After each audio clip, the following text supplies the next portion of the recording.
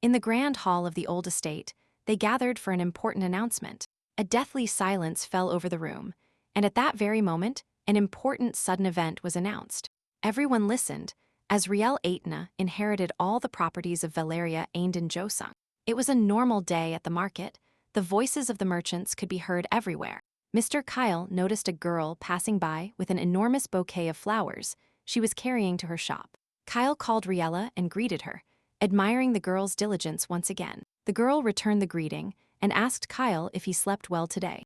And then I kept running, because work doesn't wait. Finally, upon arriving at her shop, Riela got to work. While she processed flower after flower, the bell rang and the door opened. Her friend Rena came to Riela, with shining eyes. She came to talk about the latest events. Rena didn't come empty-handed, and they sat down to have dinner together. First, Rena said that Lady Crayson's second daughter received higher education at the academy. She studied a lot and a lot. Furthermore, the lady of the estate fell seriously ill in the middle of the day.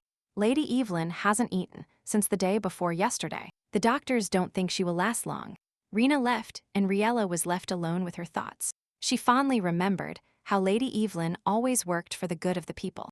Riela clasped her hands and wished that Lady Evelyn could hold on a little longer. But what had to happen happened. That day, everyone went out and bowed before the Eaton house. Since early morning, Riela was already at her shop. Buyers arrived after hearing about the low price of the lilies, only 80 shillings, and the number of buyers increased. Men, women, children came, and everyone wanted to buy lilies. It was only noon. There were so many people that all the lilies were sold out. Riela had to close the shop for a while and go look for new lilies to sell. Finally, the girl found what she needed and quickly dragged a load of lilies to the shop. Upon arriving at the shop, Riela decided to change the price of the lilies. The next buyer, seeing the price change, began to be indignant because a flower cost only 80 shillings, and now up to 10 florins. The buyer started haggling, saying the girl had simply decided to profit from the mourners. But Riela replied that the flowers were priced that way for a reason.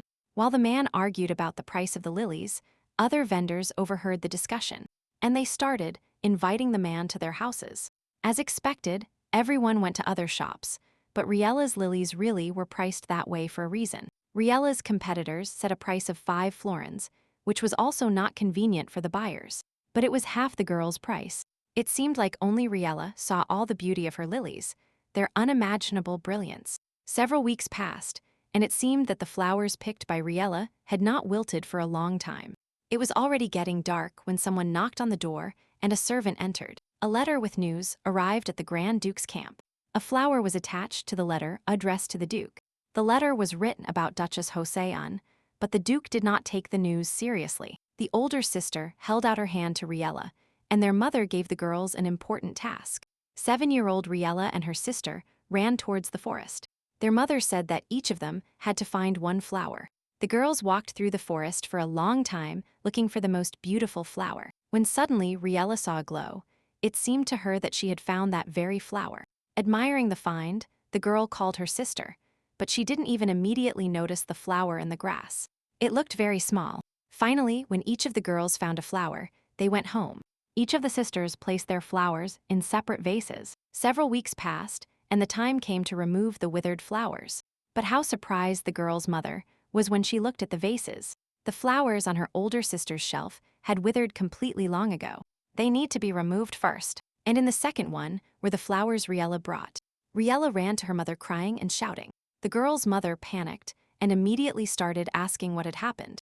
Riela, through tears, kept repeating that everyone was lying to her, that her mother was still deceiving the girl. The girl said that this flower is for her mother. No one sees it shine. Mom listened to Riela and then asked, what if Mom finds a cute puppy? Riela will want it too, and Mom's friends will also want a shiny flower. So Riela and her mother agreed that, if the girl suddenly found a shiny flower, she would only tell her mother about it. It would be their secret. Riela was lost in thought for a long time. Since her mother always took care of her and constantly comforted her, the girl hoped that someday she would meet someone who would also see the other world. It is already late. It's time for Riela to leave. When the girl went out, the sound of hooves was heard. The girl looked up. It was a carriage with horses, a very expensive carriage with 8 horses. Riela was bewildered. Obviously the carriage belonged to the royal family or the Grand Duchy. What happened in the village? The girl lowered her head, remembering her manners. The crew drove straight towards Riela. An order was heard from the carriage to stop the horses. All passers-by stopped and stood frozen. They saw what distinguished the carriage from all others. This was the symbol of the gem Mage. Everyone stood paralyzed in anticipation. Because, how was it possible, nobody believed what they saw. The silhouette of a woman barely appeared from the carriage. It was Duchess Joseung, the legend of Cardia, the strongest gem Mage. About the mage who defeated the black dragon Nathan. This is the heroine Riela Ainden Joseung, admired by children and adults alike. The girl reasoned how a person of such status could travel by carriage in such a place. The Duchess quietly asked Riela how much her flowers cost. The girl, not expecting such a question, immediately became confused. The Duchess pointed her staff at the lilies displayed in Riela's window. Having softened, the Duchess asked again how much her lilies cost. Riela became confused again. Her face turned red and her hands trembled. A crowd of spectators began to shout at the girl to just give the flowers to the Duchess. What was she doing? The girl turned to the Duchess and asked how she could sell flowers, because it was only thanks to her that the world was now calm. If you don't mind such a small thing, take the flowers as they are, the girl replied. The Duchess asked in a threatening voice how such small things, ordinary flowers, could cost 10 florins. Riela feared they would again think she was definitely profiting from customers, because no one could see the brilliance of the lilies. The Duchess smiled. 10 florins is too cheap. That's how much flowers cost that can be picked somewhere without much effort. The woman turned to her maid Nia and told her that it was quite fair to pay more for something so valuable. These flowers are worth more than 100 florins, stated the Duchess. There were exactly 10 lilies in Riela's window. Nia handed Riela a check for 10 lilies. This check can be cashed at any bank in a few minutes. Riela could only make a sound like a hiccup. Nia turned to Riela to confirm the amount was correct. The girl looked at the envelope, afraid to open it. It was the first time Riela had seen a check for that amount, and her reaction said it all. While the girl looked at the receipt all over, Duchess Joseung admired the flowers she bought and asked where Riela had bought them. A crowd of spectators also couldn't believe the authenticity of the check. Someone even examined it using a special device. Riela said that she grew these lilies herself, which greatly surprised the Duchess. Without believing the girl explained that they were not actually from the shop, and that she grew them herself in pots. Amidst surprise and excitement, the Duchess asked the girl if she always sells these flowers here, to which the girl answered affirmatively. Then the Duchess returned to the carriage, slamming the doors shut. The Duchess would like to stay longer, but she needs to honor her deceased friend, and she promised Riela that they would meet again. After these words, the carriage began to move and quickly disappeared from sight. As soon as the Duchess's carriage disappeared, the entire crowd turned towards Riela. All the girls shouted in unison, "How can one get such a check for some flowers? They are actually just white lilies." But Riela laughed. She herself didn't understand how this happened. In the afternoon, the carriage reached its destination. The maid led the guests to the desired room. In complete silence, covered in flowers, Lady Evelyn slept an eternal sleep. The Duchess approached, sat down and took Evelyn's hand. Valeria brought something for Evelyn. It was that shining lily. Duchess Joseung uncarefully placed the lily next to Evelyn. The Duchess was sure that Evelyn would have liked this beautiful flower if she had seen it. In the context of this lily, all others seem unworthy. Only it is as beautiful as the lady. Joseung will never forget Evelyn's noble spirit, which is similar to this lily. Valeria left the room and asked the butler to accompany her. Then the Duchess and Nia headed to the stone room.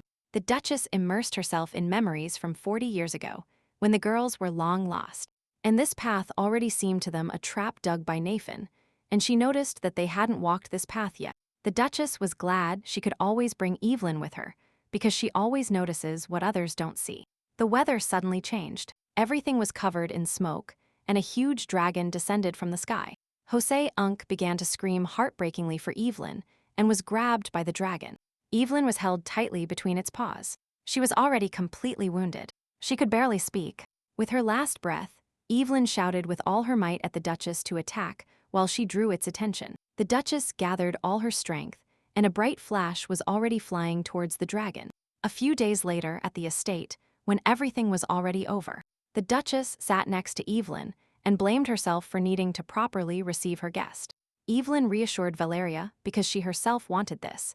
Instead of fame and honor, she just wanted everyone to live in peace. The Duchess stood by Evelyn, remembering that time, with great longing in her heart. When Joseon was very bored, the butler approached the Duchess to remind her of the request to check the room mentioned in the will, and all the stones, because afterwards the lawyers planned to describe the property. The Duchess nodded affirmatively and asked the maid to bring her the flowers. Nia asked sadly if the Duchess really wanted to give away all these flowers. The Duchess shouted at the maid, repeating her order, because it was a gift she had bought for her friend. Nia blushed and apologized, handing all the lilies to the Duchess. The woman slowly took the flowers and entered the room. There was almost no light inside. It was the room of a gem mage. The Duchess looked around. Almost all the shelves were empty. There were no stones. The woman went deeper into the room, to the most important spot. Here should be a diamond dear to Evelyn's heart. Evelyn remembered how, even while having tea, Evelyn processed stones and how she treasured them. The Duchess became very sad upon seeing this, because Evelyn loved that stone very much. And not only people envied powerful stones, but the stone disappeared during that battle. Walking further, the woman noticed a frame with stones. They appeared to be moonstones, left over from the war. The Duchess took the frame in her hands and thanked the stones for their excellent work. For protecting Evelyn, Joseung placed the flowers next to the stones, hoping that the strength of these flowers would be enough. The Duchess raised her hand over the stones. They followed her. Then she ordered them to leave this place along with the flowers. The stones deserved it. At that very second, a bright light illuminated the entire estate, and the stones disappeared. After the incident at the flower shop, the entire neighborhood was discussing how Duchess Joseung bought Riela's flowers. Riela took the notice board and wrote that she was going to honor the memory of the deceased lady of the house and thank Duchess Joseung, and she also designated a place. It was the Black Cat from 7 a.m. to 12 p.m. Admission was free. The girl turned to Rena to ask her opinion on whether everything was written correctly, and she thanked Rena for lending her shop. Rena hinted to Riela that, after all, she didn't have to spend all the money raised like that, because it was money for flowers. But Riela explained that she wanted to do this because everything turned out this way, because others were kind to the girl. And that is how thousands of florins were successfully used. Riela seemed bewildered. They handed the girl a check and asked if 10,000 florins would be enough. Nia put on a pitiful face and said that if Riela didn't accept them, the maid wouldn't be able to return. The girl sighed, remembering the events that happened a few days ago. A large order arrived for Riela from Duchess Joseung. The Duchess wanted to order flowers from the girl, of different types, and there were 100 pieces of each type. And the Duchess also requested that the girl personally cultivate flowers for the lady. For Riela, all of this was very strange, because the Duchess orders flowers from famous florists. For example, Morrison, who is in charge of the palace flowers, or Chloe Bennett, who sets the course for all trends. The girl wanted to ask so many things, because the Duchess has so many good options. So why did she entrust it to Riela? But when the girl had such an opportunity, she decided to take the order and send the flowers at the agreed time. And now Riela can only think about the date when the flowers must be prepared. And 10,000 florins seemed too much for the girl. An acquaintance of the girl entered the greenhouse. It seems Robbins recognized the Duchess's maid, who was buying Riela's flowers. Robbins looked mischievously at the girls and decided to find out why Nia had come, and if she had really brought a check. Riela was confused, fearing that if Robbins also found out about the check, there would be even more rumors. Nia looked inquisitively at the confused Riela, while Robbins asked what was happening. At that very moment, Nia understood everything and smiled. Since Robbins was so interested, the girl handed him the envelope and asked if he wanted to see what was inside. Robbins opened the envelope and read it aloud while Riela watched, paralyzed. That it was an invitation from Duchess Joseung to a weekend tea party for Lady Riela. Robbins opened his mouth, because it was the first time the Duchess herself had invited Riela to her modest Briggs Street. Nia looked mysteriously at Riela, and then the girl noticed a detail. The maid had a complicated jewel. It was a precious stone. Then Riela realized that Nia was also a mage. After visiting Riela, Nia returned to the estate and ran towards the butler. The butler directed the maid to the Duchess's room. The room was full of flowers. It was very bright, quiet, and cozy. Duchess Joseon listened to Nia, and without turning around, asked the maid how she was doing with her errand. Nia reported that everything went well. She handed over the envelope safely and returned. The maid took care of the issue, so the rumor would not spread beyond that street. The Duchess had long stopped using the power of the fraudster's sapphires, or in other words, the sapphires of illusion. Joseung turned to the maid and asked if she had taken the power from that flower. The power of the stones was almost depleted, but this flower nourished them sufficiently, and they are completely ready to be used. The Duchess noted with a smile the girl's special greed, but Nia noted with a smile that greed is a great virtue of stones and cannot be appeased. The girl looked at the Duchess's desk. On it was an unfinished letter. Nia asked to whom the letter was addressed, to which the Duchess replied that the letter was for Archduke John. Nia's face immediately changed. She was clearly unhappy, not understanding what business she could have with this person. Nia doesn't really like John, but nothing can be done about it, Joseung thought. This was the king's 25th brother, an active mason on the front, the same as a gemstone mage. More precisely, he was the strongest mason of this century. He wields the onyx of retribution, a stone known for its cruelty and demanding nature. The mason confronted the red dragon Flenad, who awoke 20 years ago, preventing him from leaving the hole. The dragon, which never managed to get out of the ground, was nicknamed the Red Mole. But for Nier, Hound's feats are meaningless. This is because Hound's prisoners remain in prison for life. The Duchess decided to play a little trick on him. Nia looked at the Duchess with enthusiasm. She seemed interested in how the Duchess intended to play with Hound. Joseung asked Nia if she remembered that the Duchess decided to bequeath those stones from the room to Hound. After her question, the Duchess looked thoughtfully at her maid with a smile, again asking her if she remembered that the Duchess had decided to bequeath her entire fortune to Han. Nia turned to her mistress annoyed and pointed out that the Duchess would never die. Joseung objected because she was already 82 years old. Nia lowered her head. Tears appeared in her eyes. She didn't believe this could ever happen. Now Han has taken control of Cardia's northern front.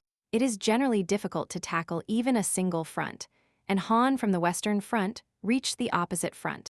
And the reason for all this was Duchess Joseung. Even when retired, she maintained her status and, if necessary, would spare no effort. The duty of service requires it. As she grew older, the titles of the Duchess grew. First, patriotic heroine, quarry of the era, combat-experienced veteran. All these titles only brought trouble. The debt became burdensome. The retired Duchess finally wanted to rest. However, the Duchess has an urgent matter, but she hasn't been on the front lines for 5 years, thanks to the man who agreed to replace her. Of course, the Archduke did this for a reason. The Duchess promised to give the room with the stones to Han if he fought for her. The Duchess was willing to lend the stone at the time of the deal, any stone he wanted, as an advance payment. Thus 5 years have passed since the agreement. The Duchess sighed deeply and turned to Nia when Flenad finally fell asleep again. Nia thought about it, remembering Han's constant victories, and suggested that Flenad might have already fallen asleep, or he would fall asleep in the next 2 months. Since nothing has changed, then the Duchess must hand everything over to Han in her will. She should, but Hashan wondered who she was trying to do this for. Deeper in her thoughts, the Duchess looked away. There was a vase with flowers on the room table. The flowers emanated the same glow as the flowers cultivated by Riela possessed. It was already night on the northern front, a calm and silent night. Everyone in the camp was resting. Everyone in the camp was busy with their own affairs and discussing the past battle. Those sitting around the fire were commenting on the rumor that the stonemasons said Flenad had fallen into hibernation. Not everyone was surprised by this news. Remembering Flenad's shame, after this, they themselves would have fallen asleep. While the warriors were discussing Flenad, someone sadly remembered that their family, husbands and wives, children, do not sleep until the end, waiting every day for their relatives to return from the war. While everyone was resting, Han opened a letter from the Duchess in his quarters. The letter asked if Han had a girlfriend. The young man was confused. He looked at the letter again, but recognized the Duchess's handwriting. Han sat down on the chair with displeasure, muttering that the Duchess had put him in his place. And that how could there be a girl here? But then Han wondered if this was again something between the lines that the Duchess meant with her question. The stone mage's carriage arrived at the estate with a guest. Riela was very nervous before meeting the Duchess. Riela wanted one day to receive an invitation to a social gathering, but she never imagined that such an influential person would invite her. The girl brought a gift for the Duchess, thinking it made no sense to buy something with money, so she took one of her flowers in a pot. But suddenly, the Duchess considered the gift too insignificant. Suddenly, the girl realized that in her excitement, she had completely forgot about all the rules of decency. The flower is small, and it would be fantastic to present it open, but unfortunately, it blooms once every few decades, and nothing can be done about it. Riela looked at the flower again, hoping the Duchess would still like this gift. The butler met the girl and asked her to wait for the Duchess in one of the estate rooms. The girl entered the room. It was a very beautiful room. There were luxury items all over the room. There were various delicacies on the table, huge and beautiful paintings hung, and a lot of precious interior items. And ancient ones. Riela sat down, lost in thought, not understanding why such an influential person invited someone like her. The girl thought that maybe she should leave and bring another gift, more impressive and worthy. But if the Duchess hadn't seen the shining flowers, she wouldn't have bought them for such a price. This thought made the girl feel calmer. Suddenly, the girl's reasoning was interrupted by shouts coming from outside. Riela approached the door, heard shouts of women, someone calling Nia. And since the Duchess was not there, the girl demanded to wait for her in the hall. The butler turned to the lady, who at that moment found it difficult to comply with her demands, to which the girl simply pushed the butler aside. The lady ran to the hall doors and forced them open. At that moment, Riela was at the doors. The lady, not expecting anyone in the hall, looked at Riela with hostility and asked who she was. But Riela couldn't say anything yet. She was scared and knocked hard on the door, so she sat there, sobbing, holding her gift tightly in her hands. The lady became indignant at what the maid could be doing in the hall, ordering Riela to move aside. The butler stood between two fires and asked the lady to be polite, because Riela was the Duchess's official guest. The lady became even angrier, because the Duchess herself could not invite someone like Riela. Approaching the girl, the lady stared fixedly at Riela and asked again who she was. Riela said quietly and confusedly that the Duchess had invited her for tea with her. The lady just smiled at Riela's words, saying the girl was delirious, because the Duchess hadn't invited anyone to her house for several years. Continuing to mock, the lady said that at first she was surprised when they dared to block her way, and it turned out to be just some kind of deceiver and beggar of the Duchess. Then the lady drew attention to Riela's pot if the girl really brought it as a gift, insisting that the Duchess accepts no gifts.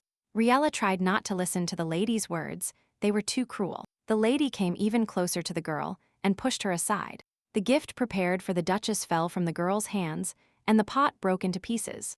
Riela didn't have time to do anything. Gasping, she looked at the already broken gift. The voice of Duchess Joseung was heard from the doorway. She was standing, looking threateningly at the girls. And so, the girl who had just attacked Riela in that very second changed into a very nice girl who was very happy about the Duchess's arrival. The lady bowed to the Duchess, introducing herself as Camila Redberry, who came to personally deliver the stone to Sordia. In response, Duchess Joseung didn't even move from her spot, looking at Camila with the same silence. And threateningly, Camila, looking at the Duchess, froze, not understanding why Joseung didn't bow her head in return. There was a deathly silence. Duchess Joseung was still standing next to Camila, without uttering a word. The situation became tense. Camila began to feel that everything had not gone according to plan, and she couldn't make a good impression. The broken pot still lay on the carpet, the soil and fragments scattered around the room. Riela bent over the broken gift. First, let's decide to remove all the dirt from the floor. The girl tried to hold back tears, repeating to herself that she must come to her senses, pull herself together, and calm down. Riela checked the flower. The root was undamaged, and she decided to replant it and present the gift to the Duchess properly. The Duchess called Nia and asked what was happening in her house and why her guest was being treated so roughly. The Duchess pointed at Camila and ordered the maid to punish her mistress immediately. Nia rushed towards Camila the moment she heard the order. The lady was thrown with a roar by the shockwave to the far end of the room. Camila got up, laughed, a bright flame ignited above her, the wind picked up, and the mistress ordered Nia to get out of the way. Duchess Joseung intervened in the duel. She remained calm, as if nothing had happened. Only a bright light emanated from her hand. The Duchess turned to Riela and apologized for frightening the girl unfortunately. Stone mages, when they start fighting, don't know how to restrain themselves. Joseung ordered Nia to finally deal with Camila. Everyone was already tired. Nia rushed towards Camila. It happened so fast that the mistress froze in fear. And finally, the lady was removed from the estate, and the administrator promised to contact her parents and tell them everything. After everyone sat down for the long-awaited tea party, Riela tried not to show her emotions after the conflict between the stone mages she had experienced. The Duchess apologized again for such a rude greeting, even in the face of Riela's beautiful gift. The girl began to assure the Duchess that her gift was the most common, and that next time she would bring a better gift. Nia laughed quietly, saying she knew Riela would say exactly that, pointing to the table. After removing the cloth, the same flower was on the table, safe and sound. Riela gasped, not understanding how this could be, because she saw with her own eyes how the pot shattered. The girl turned to the Duchess, asking if this was all the power of the stones. Joseung nodded her head. It was the full power of the restoration stone rhoditra. This stone has many limitations and cannot be used at any time. The stone is small, but it can withstand minor damage in the room with ease. Bringing the cup closer, the Duchess clarified that such a bright flower could be repaired by the stone outside the room. Riela was shocked by what she heard, jumping up from her seat. Could the Duchess also see this glow? Joseung got up from the table. She smiled and invited Riela to the garden, and continued the conversation there. Riela began her story from childhood. Even then, she could see bright flowers, and that, unlike others, bright flowers bloom longer. And they remain fresh and fragrant, but she doesn't trust anyone and hides it. Riela also said about her gift that this flower is very dear to her, and when the bud blooms, the Duchess will also recognize its beauty. Joseung thought about it, and said quietly that such a valuable flower should not be consumed. Riela, upon hearing such a strange phrase for her, asked what she meant. The Duchess approached and asked how much Riela knew about stonemasons and their stones. Riela replied that stonemasons use the inherent power in stones. During the battle with Nathan, a famous stone was used. And when the dragon was put to sleep, all the power of the stone was spent, so the stone is now in a deplorable state. Joseung nodded with satisfaction and asked if Riela knew the Archduke. Showing the stone to the girl, the Duchess explained that this stone is Nia's illusion sapphire that she used on Briggs Street. It is one of the sleeping stones. Riela remembered that in the greenhouse when Robins arrived, instead of a check, she saw an invitation to a tea party. Depending on the characteristics of the stone, its abilities also vary the amount of energy embedded in it. It also affects the strength that can be drawn from the stone. A competent stonemason adapts to stones and draws out its power with special skill. However, the power that can be put into a stone is not infinite, the Duchess continued. Immediately, Riela found herself in a beautiful and unfamiliar place. Everything around her was glowing. After a few seconds, the illusion disappeared, and the stone in the Duchess's hands went out. If all the strength is used, the stone can go into hibernation. But Riela's flowers can awaken sleeping stones, and the power of just one of their petals was enough to awaken the stone.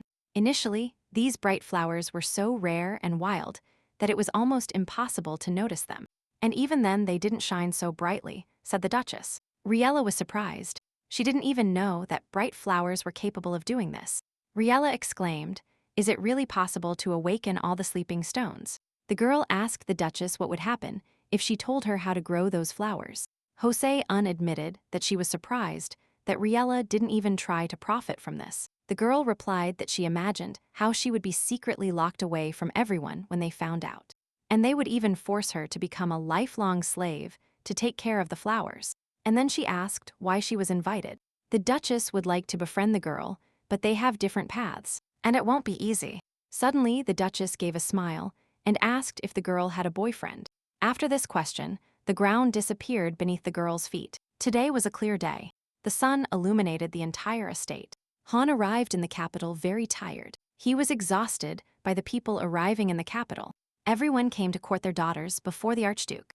They didn't see a more ideal candidate for boyfriends. Han had everything: title, appearance, skills, pedigree.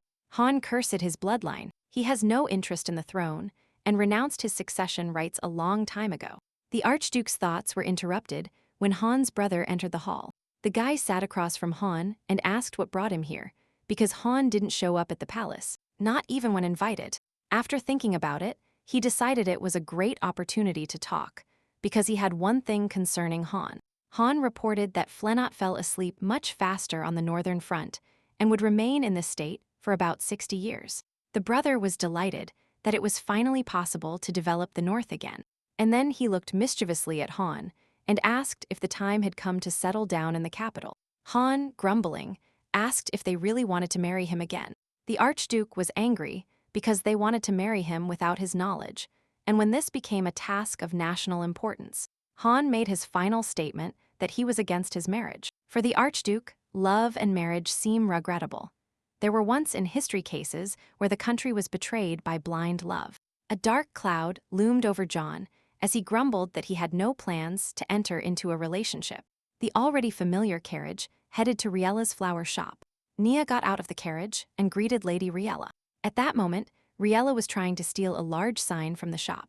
Nia, having decided to help the girl, lifted the board so easily and asked where it should be placed. With a glint in her eyes, Riela looked at Nia, saying she would also like to use the power of stones that way. Nia laughed and replied that it wasn't the stones, she was simply very strong. Riela praised Nia enthusiastically. She was surprised that Nia had so many talents. Nia started packing her things and asked the girl to accompany her to the mansion, and she needed to hurry. Having collected all the things, the carriage with the girls set off for the Joseung mansion. Riela looked out the window at the changing landscape and got lost in thought. A month ago, after a conversation with Camila, the Duchess showed the greenhouse and the garden. There were many different flowers in the garden, including those from foreign books. But not all the brought flowers managed to adapt and began to wither. Riela, seeing the state of the flowers, asked the Duchess for the girl to take them, promising to return the flowers already healthy. The Duchess, after thinking a little, decided to entrust the flowers to Riela. The manager called the Duchess, indicating that these were not all the flowers that needed treatment. And now the girl has already collected a whole mountain of flowers. She just needs to figure out how to get them home and how to arrange them. Joseung smiled and invited the girl to go to the greenhouse and take care of the flowers there. Riela was delighted with the Duchess's proposal. Joseung received a flower that she loves so much from Riela and will be grateful to her for taking care of the others too. The girl, inspired by the upcoming work, promised to do everything in her power. Furthermore, the Duchess asked the girl to help her with one more small matter. With age, the Duchess lost strength and her eyesight deteriorated.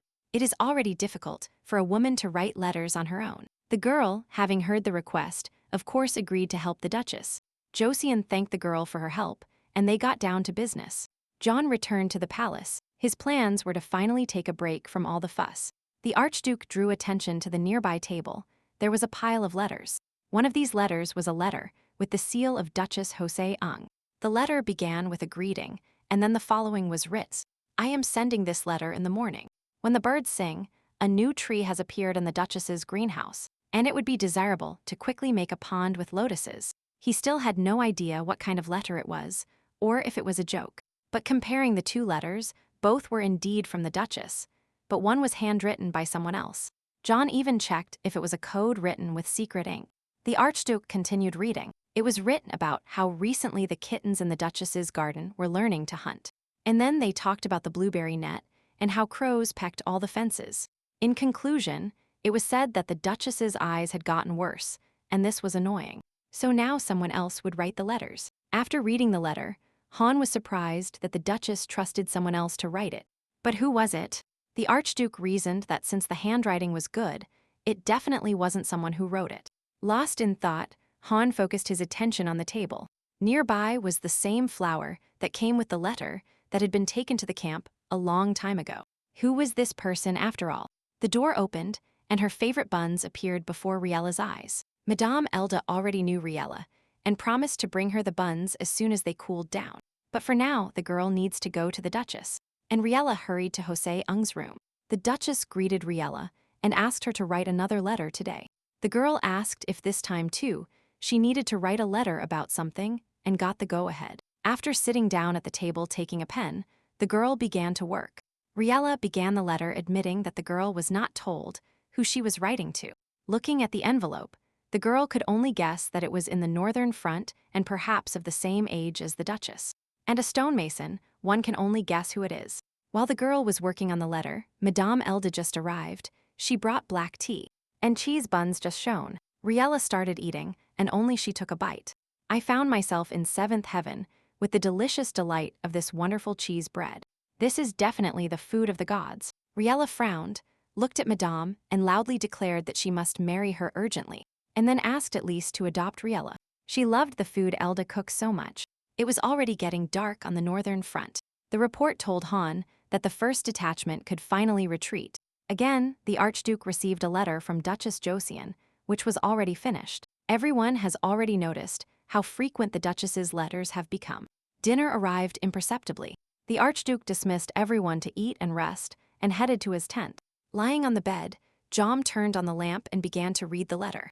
The letter spoke of Madame Melda's cheese buns, cream, and jam. About how moved the letter's author was by the taste of these buns that he proposed to Madame. The letter spoke of peaceful, everyday life, which is why the contrast between ordinary life was felt more and more, and the work on the battlefield with blood and screams. While Jom was dealing with his own affairs, a woman approached the tent and said she had business with the Archduke, but they didn't let her in, saying that Han had recently fallen asleep. The Duchess of the estate melted before our eyes, asked for help to lay her down. Nia approached with pain in her eyes, and the Duchess, leaning on the maid, went to her chambers. Everyone on the estate was already discussing the Duchess's health, realizing that whatever happened was inevitable. Everyone in the kitchen was busy as usual, but there was a very tense atmosphere in the air. Everyone was so upset about the Duchess's condition that some even emotionally accused Madame Maldiv of going too far with her buns. Melda tried to reassure the girls because, thanks to frequent meetings with Riela, the Duchess has been looking much better lately. And still, the Duchess doesn't have much time left, no matter how much they try to stop the rumor. Everyone in the mansion already knows. The Duchess has no family or distant relatives, and if she leaves this world, the mansion will be filled with seekers of the wealth she left behind. The Duchess feels sorry for Riela, but she won't give her everything, as she wants to protect her from all this. By nightfall, the Duchess opened her eyes. Nia was happy, brought water, and said it was already 11 o'clock. While the Duchess was sleeping, Han sent a letter and Niv handed it to Joseon. The Duchess's sight had completely failed and she couldn't read by herself, so she asked Nia to read the letter. Nia politely took the letter and sat down in front of the bed. Since the letter was from Han, Nia couldn't restrain herself and commented with disgust on every word of the letter. Han writes that he plans to return to the capital, having fulfilled his part of the bargain on the northern front. And now he expects the Duchess to put the stone room in order before his arrival. The Duchess wondered aloud what would happen if she didn't keep her promise to Han. Nia was happy, anticipating how annoyed Han would be, imagining his wicked face. The Duchess was lost in her memories when she was a child. Han was a very sweet child. At that moment, Joseung taught the child the skill of wielding a sword, teaching John that she always wins only because she learned to wield a sword for her own protection. Falling again and again, John promised that he would definitely become stronger than the Duchess, both a swordsman and a stonemason. Joseon sat down with the child and told him that when he grows up, he will definitely become stronger, and she gave him her scarf.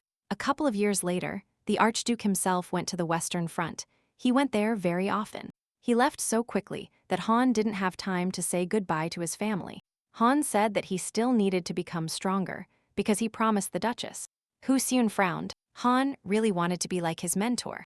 The Duchess was feeling worse and worse. She called Nia to come closer to her. This was her last lesson, one of the most important.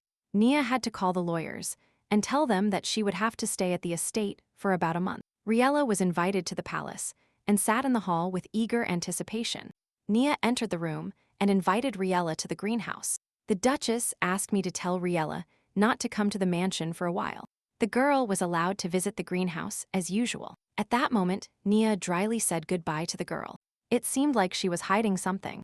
The girl wanted to see the Duchess, but they didn't allow her to go, and no one said what was happening. From the greenhouse, it was seen that shortly after that day, many people arrived at the mansion. Riela extorted from another gardener, saying that these people were lawyers, and that the Duchess's health was deteriorating. Suddenly, Riela was invited to see the Duchess. The girl entered and was petrified by what she saw. Duchess Joseung lay without getting up. She apologized to Riela for receiving her lying down because she couldn't get up. Seeing Riela start to sob, Joseung smiled warmly in an attempt to cheer her up. With every second that passed, Riela's tears began to flow down her face more and more often, and a lump formed in her throat. The Duchess apologized once more. She had many urgent matters to attend to, and no time left for personal meetings. As an apology, Joseung would like to spend more time with Riela, even if it turns out to be exhausting. The girl took her luggage to the room and threw it onto the bed. The Duchess allocated Riela a private room next to her property. In the evening, the Duchess was working again with the lawyers, but Riela ran in. She scared everyone, saying it was time for the Duchess to rest, and laughed and asked Riela where they left off last time. Thanks to the Duchess, Riela had already read the entire book to the end. The Duchess talked about tactics for capturing Nifant, how stonemasons obey the palace, and much more. The Duchess was happy to be able to smile with Riela, because everyone demanded appropriate behavior from a woman. Everyone except Riela. Riela also liked the Duchess's smile. She was happy that the Duchess liked the girls' stories. Throughout this time, the Duchess also told a lot. Most of the stories differed from what was written in newspapers and books. For example, the tactics for capturing Nifan were much more serious. And it seems that in her youth, the Duchess caused a lot of trouble for those around her due to her stubbornness. The Duchess used foreign territories to measure the power of her stone's magic. Against all requests to stop, Joseung simply crossed her arms and asked the price. People were surprised by this behavior and replied that they couldn't sell their house easily. But after the cost tripled, everyone agreed. The Duchess worked under her own name and spent a lot of money on it. The clock had already struck midnight. Having regained her senses, Riela carefully began to clean everything from the table, saying that she would definitely continue tomorrow. In response, the Duchess only sighed deeply. Before Riela left, Joseung wished her a good rest. This confused the girl. When Riela went to bed, she felt great sadness in her soul. The girl was tormented by Joseung's words. Usually, the Duchess wished her a good rest and added that they would see each other tomorrow. That night, the Duchess remained silent. With anxiety in her soul, the girl still managed to fall asleep. Riela woke up very early, excited to meet the Duchess. In a hurry, the girl ran to get ready for the morning meeting. Suddenly, the girl heard a knock on the door. It was Nia. Riela was afraid that Nia came so early if something happened. The door opened. The maids were dressed in dark clothes. Their faces were gloomier than a dark cloud. The girl was told that Duchess Joseung had died, and Riela lost the ground beneath her feet. The written will be announced soon. Riela's presence there is mandatory, said Nia. Through the window, it was clear that people were already arriving at the mansion. The Duchess left a gift for Riela. This stone contains a power that can protect its owner. Nia carefully placed the bracelet with the stone in the girl's hand. Riela held her breath. It seemed to her that if she entered the room now, the Duchess would smile at her as usual. That night, the Duchess lay worrying about Riela, hoping nothing would happen to her. Just in case, the Duchess asked to give Riela a bracelet that will protect her. The Duchess told Nia that she was glad Nia was there in her final moments. The Duchess admitted that, when she brought Nia to the palace, it was the best decision of her life. After the words spoken to Nia, the Duchess's hand fell. Nia could no longer hold back her tears. She sat down opposite and kissed the Duchess's hands. And now only Nia remained in the room. Nia asked Riela to gather strength and open the hall doors. Everyone turned around. Discussing the girl who was next to the Duchess's maid, everyone saw her for the first time. The lawyers entered the hall. Duchess Joseung passed away this morning. Following the deceased's will, the man began to read the will to the people and representatives of the organization with whom the deceased had dealings during her lifetime. To begin with, I would like to express my gratitude to everyone who came. I, Riela Ainden Joseung, authorized the lawyers to read the following will below. Just as it was written at the beginning of the will, the Duchess also confirmed in her letter that all her words were notarized. First, she announced who the new funds would be given to. Now the part of the will that spoke of the personal belongings of Duchess Joseung began to be read. Everyone waited impatiently. It was painful for Riela to hear this. She couldn't believe that the Duchess had really left this world. The reading of the will continued with the words I, Riela Ainden Joseung, all property. And after these words, everyone present began to be indignant that everything would really go to one person. Thus, all property will be inherited by Riela Tenor. Riela, hearing these words, her heart sank and she gasped for breath. Everyone in the hall jumped up. No one could believe that all the property would pass into the hands of a stranger. People started objecting because they definitely heard that the stones were supposed to go to Archduke Han. But the most important thing now was to find out what kind of person Riela Tenor was. Riela couldn't even think that all the property would be transferred to her. Her body was paralyzed by emotions. She sat, stared at a spot, and there was only one thought in her head. One of the guests, looking at Riela, noticed a shining glow on her hand. "This girl has Armfeld's pearls," he exclaimed. How is this possible? Because these pearls belonged only to Duchess Joseung, stones that the Duchess never took off. Everyone stood by the girl and realized that this was the same Riela Tenner. Talking about her out loud, Nia approached the girl, trying to bring Riela to her senses. Everyone in the castle was waiting for the Archduke. A week had already passed since he left without notifying anyone and left only one letter. At that very moment, the Archduke entered the room, asking with annoyance what could possibly be happening again. Having sat down and shaken himself a little, Han said there was nothing to worry about, because he had left a note. And since the door was not closed, he headed for Flenod's lair. An entire mountain of letters was pulled out of a box on Han's desk. The Archduke did not understand why there were so many. Before Han started checking his mail, he was given some important news. Duchess Joseung has died, the Archduke reported. He could not understand if the Duchess had really died, or if her health had deteriorated so much that someone else was writing for her. John began reading the letters. They all said the same thing. Everyone was outraged. Out of nowhere appeared a girl who captivated the Duchess into rewriting the will. Nia entered Riela's room. The morning was in full swing.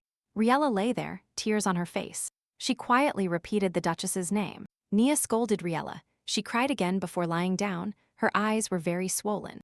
She needed to rush to wash up. A couple of minutes and Nia had already gathered Riela and sat her down for breakfast. The girl was shown all the documents indicating all the property that was transferred according to the will. It would be difficult to deal with all this at once, so the lawyers decided to divide the papers into parts and read about the property step by step. Nia, the butler, and the lawyers somehow managed to get rid of the people who were not happy with the will. But the real problem was different, so the lawyers began to reveal the property that Riela inherited.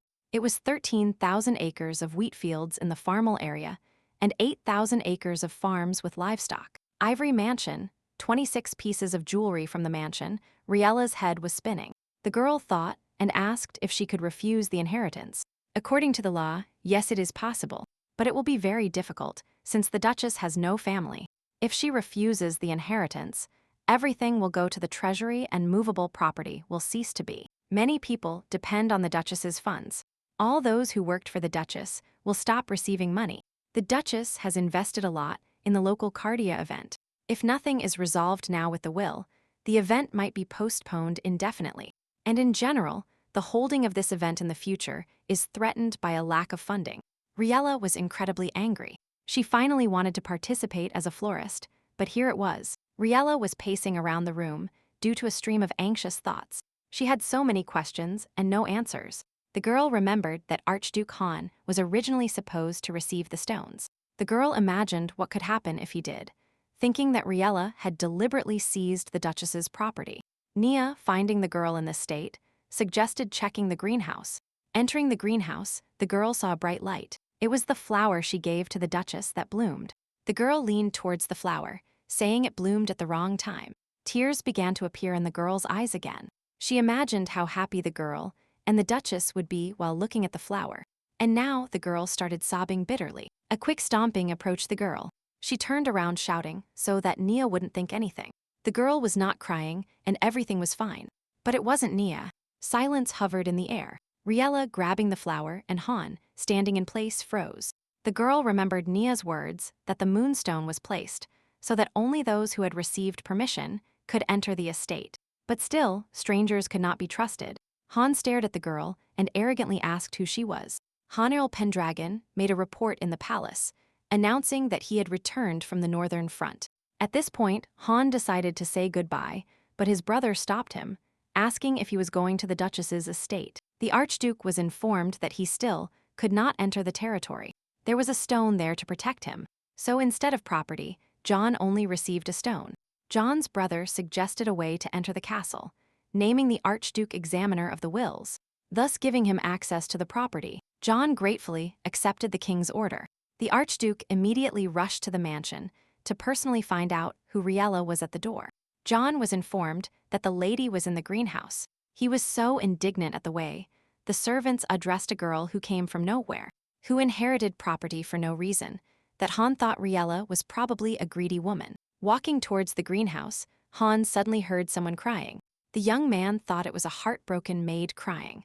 realizing that no one would like what this greedy girl Riela had done.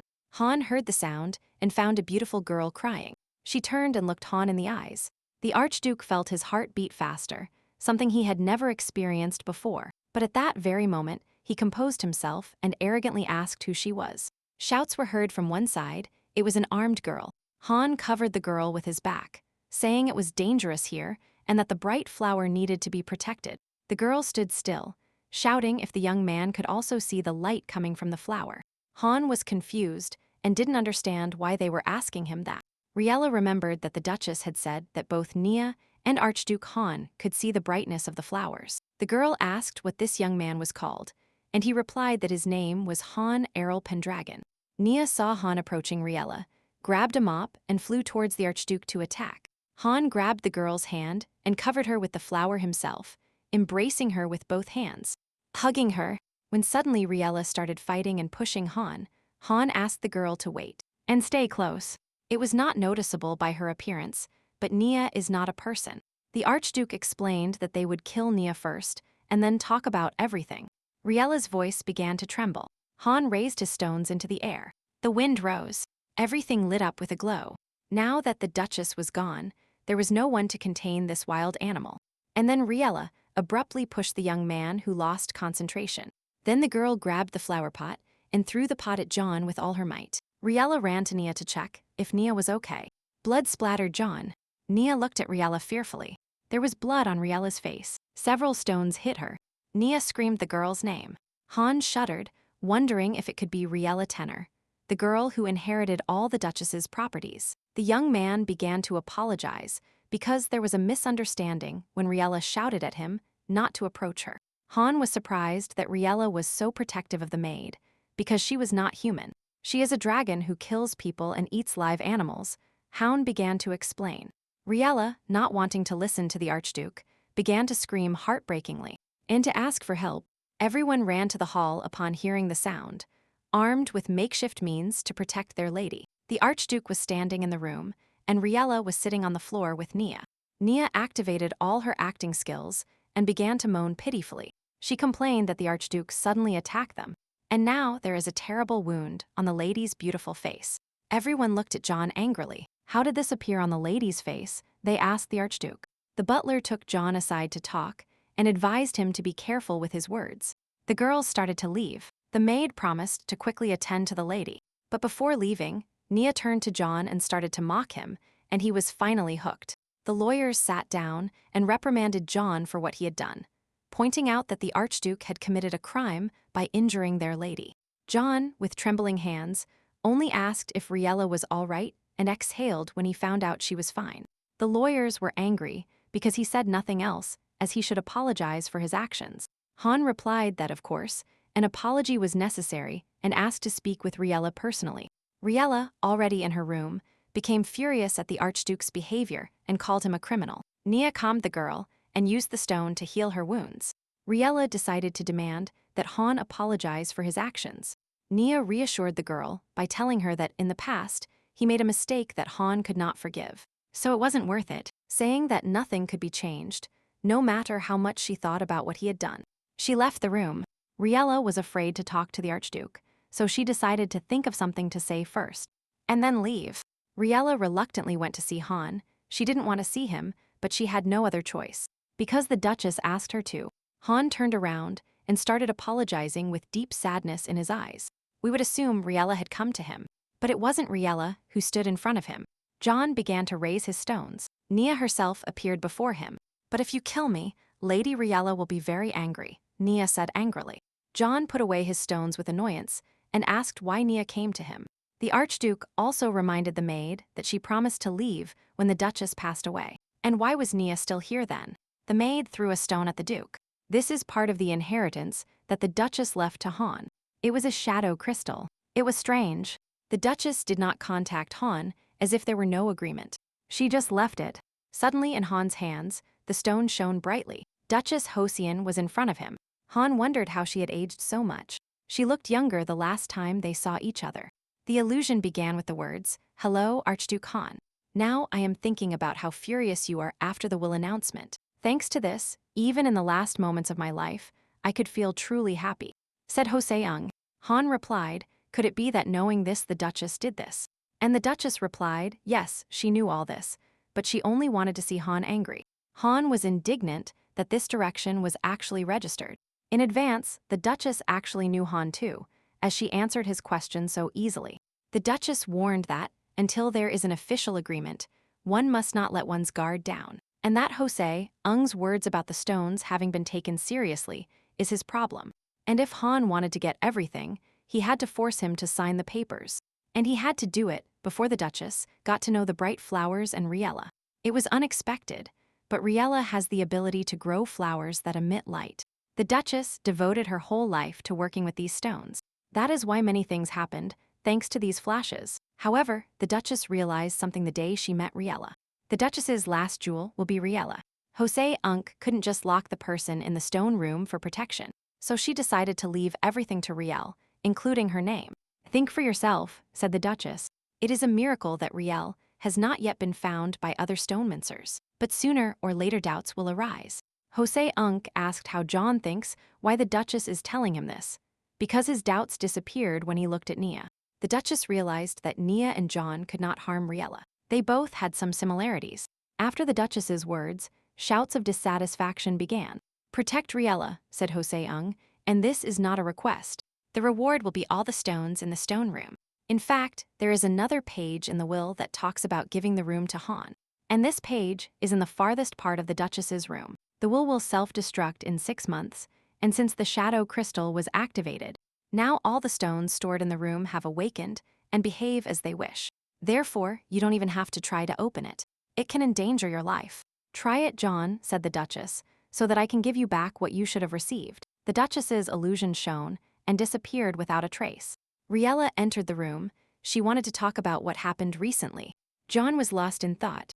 Joseung gave him hope, and in the end he was stabbed in the back. The Archduke quickly approached the girl and immobilized her at the door, saying that the Duchess initially planned to bequeath everything to him, including Riela. After saying this, the young man regained his senses about what he had just said. Riela got angry, turned around in silence and walked towards the exit. Riela smiled, pointed at the door, and wished John a good journey. Having finished her studies, Nia went to her room to rest, leaving Riela alone with herself. Riela sat in her chair and sighed. Today's school was difficult. Riela sat down and remembered Han's words when he stood so close to her tactlessly, that she didn't understand the Archduke. At first he behaves aggressively, then defends himself. While she was thinking about past events, someone knocked on the door. The maid, in a hurry, kept trying to say something about Archduke John, but she still couldn't catch her breath. John sat in the castle hall, waiting for an important person. He remembered how Riela kicked him out of the estate by wishing him a good journey. And now Her Majesty, the Queen, has finally arrived. John knelt before the Queen as a greeting. The Queen began to ask John what was bothering him. The Queen saw that something was wrong with John, especially since she heard that something had happened at the mansion. Marry Riela Ainden, shouted the Queen. The Archduke became nervous. He did not expect such a conversation. But even if she has a low status, replied the Queen, but the rest is in abundance. Joseung's inheritance, including the stones, if they go abroad, the situation becomes complicated. If Han marries Riela, he will be able to manage the inheritance, and this is a guarantee that it will not cross the borders of Cardia. Han was also present at one of the social gatherings. He was on the sidelines with his assistant the whole time. The girls couldn't even get close to him. But still, one had the courage to approach. This girl had passed the stonemason exam and wanted to ask some questions about the stones. Han allowed himself to answer these questions, so they were noticed as a couple on the side. And that night during the festivities, there were heated discussions about this couple. The girl's father claimed that everything was going well for them, and that soon his daughter would give birth to a bunch of children. Then rumors began to spread, and all because that girl's father was completely drunk and was saying all sorts of nonsense. After this, Han did not participate in any celebrations, and even on the Northern Front, he tried not to associate with anyone. Riela Ainden can now be called a lady, but she is still a commoner, and Han needs an absolute right to the throne. And the right of inheritance is not granted to children born in marriage to commoners. The Queen nodded, but at the same time, Han was not the kind of person who would do what he was asked. Han's brother joined the conversation, and the Queen invited him to sit down. Then, kiss me first, whispered the king and pointed his finger at the kissing spot. Without thinking twice, the queen pulled the king towards her and kissed him in the indicated spot. Han muttered that everything was still the same and covered his face with his hand in disgust. Lord Redberry ran to the hall and asked in what order his daughter, Camila, went to Duchess Joseung's estate. And Han really told Camila to open the stone room. Riela ran to the guest room with her soul full of anxiety. It seemed something serious happened. Not for nothing, the maid was in such a hurry to see her mistress Riela, without even listening to her. She rushed to sort it out. When Riela arrived, she heard a very familiar voice. Lady Camila stood in front of Riela. Seeing Riela, the lady began to demand that she be taken to the stone room. Having said that Camila has no right to go there, Camila pushed the paper with Han's permission in front of her face. Camila began to demand that the stone room be shown to her immediately, since she is a representative of the Archduke. Nia reminded Camila that she couldn't do whatever she wanted, especially in the stone room. Camila turned to Nia and clarified that she too had prepared for the meeting. Her earrings sparkled. The atmosphere became tense. Riela told Camille to accompany her to her room, hoping that, since Nia was there, everything would be fine. They arrived, and in front of Camila was the much-desired door. Nia grabbed Camila by the shoulder. She could only enter with Madame Riela, and if it wasn't safe, the door would close. Furthermore, she must promise that Camila will take responsibility if something happens, and must write a receipt. Riela, feeling that Nia was stalling for time, realized that something was wrong, and she asked to see the permission document again. Camille broke away from Nia and ran to the door. As soon as Camille opened it, a blinding light appeared at the door. The wind picked up. Objects flew towards the people. The wind was so strong that everyone could barely stand. Magic stones flew in all directions. Camila managed to stay at the door. Her goal was to enter. Noticing the wind, the lights, the stones, Camila did everything possible to enter. Riela could no longer hold on. The wind lifted her into the air. The girl, unable to resist, flew to the other end of the room. Upon landing, the girl did not feel the pain she expected. Not everything was as bad as she thought. Suddenly, the girl was asked if she was hurt. Opening her eyes, Riela saw that she was lying on the Archduke. The girl started screaming that Mrs. Camila was now in the stone room. Han reached out and lifted the girl up. The wind was very strong. The young man asked her to hold on tight and close her eyes. The girl felt the wind calm down when the Archduke stood in front. Even with her eyes closed, she felt everything. The strong wind, the roar, the light coming from the stones. She has no choice but to trust John. With Riela behind him, John thought about how small and helpless this girl was. Nia struggled with Camille, trying to close the door, but she wouldn't let Nia do it. Suddenly John appeared before the eyes of the maid Nia. She certainly did not expect to see him. The door slammed shut in front of Camilla's eyes. John stood menacingly in front of Camila. He asked Riela to open her eyes. Now she can. Next to Camila was a piece of paper with a forged signature. The Archduke promised to investigate this situation, and Camila will take responsibility. You can't get away with something like that, said the Archduke. Camilla's father nodded understandingly. Camila forged the signature of a member of the royal family, and Riela could have been harmed. John continued. Riela sat in silence, listening to John and wondering why the Archduke was worried about her. He is probably worried about the rumors that might spread about him, because it will complicate everything. They will say that he used another person to harm Riela. The girl decided that this is why he covered for and protected her, because these rumors would definitely affect the Archduke's reputation. However, now, looking at the Archduke, his physique and the atmosphere floating around him reminded her more of a knight than a stonemason. Han reasoned why Camille was so obsessed with the stones.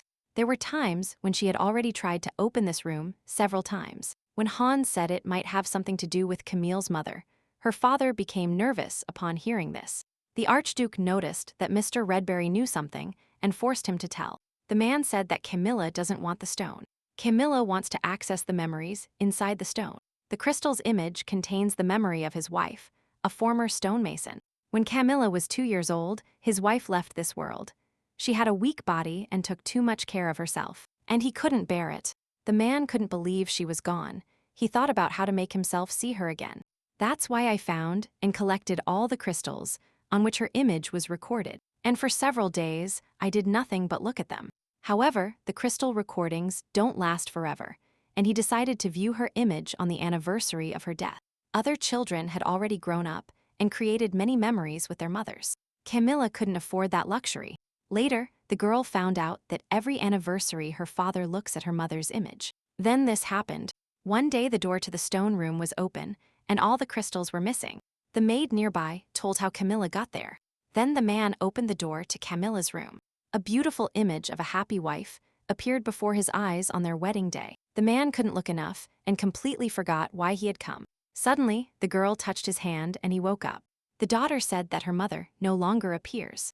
All the crystals lay on the floor, they had lost their power. And when my father saw this, he couldn't contain his emotions, and he raised his hand to Camila. Tears appeared in the father's eyes, his voice trembled. The servants ran over and restrained him, but this was after he hit Camila. Camila sat in a corner, and he screamed at her desperately. He shouted that the girl had killed her mother, that because of her, she had completely disappeared from this world.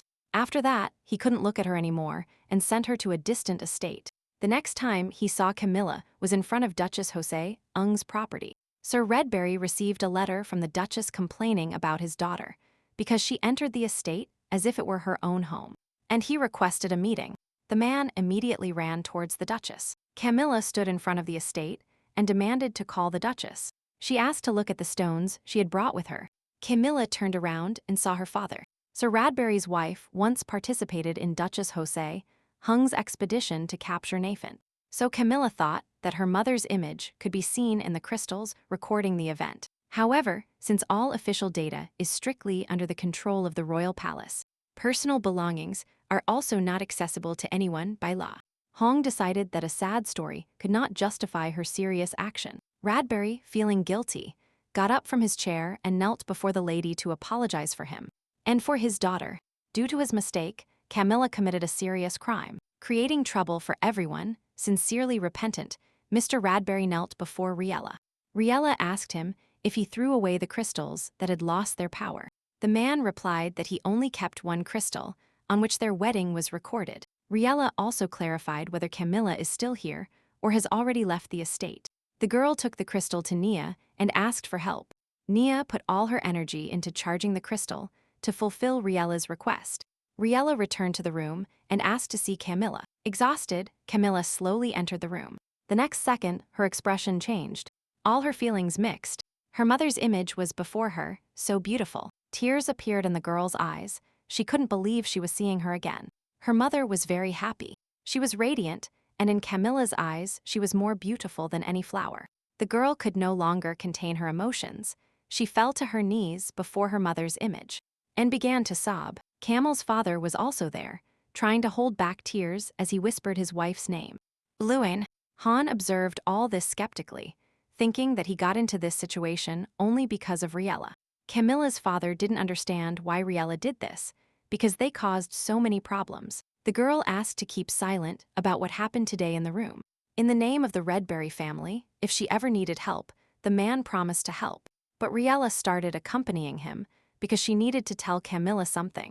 The man quietly approached his daughter. The girl began to recover and dry her tears, but only heard one word: sorry. No matter what you say now, I don't think it will be enough. The day you return to the mansion, we have a lot to discuss, said the girl's father. Holding back tears, Camila called Riela. The girl said she was very wrong about Lady Riela and asked for forgiveness. It all ended when Camila left in the arrival carriage. Riela thanked the Archduke for saving her and helping to close the door. Now she is indebted, and if you need anything, Riela will definitely hurry to help. Hound repeated the girl's words about someday with disgust. It seems he has already decided what he needs. I want you to prepare a room for me here.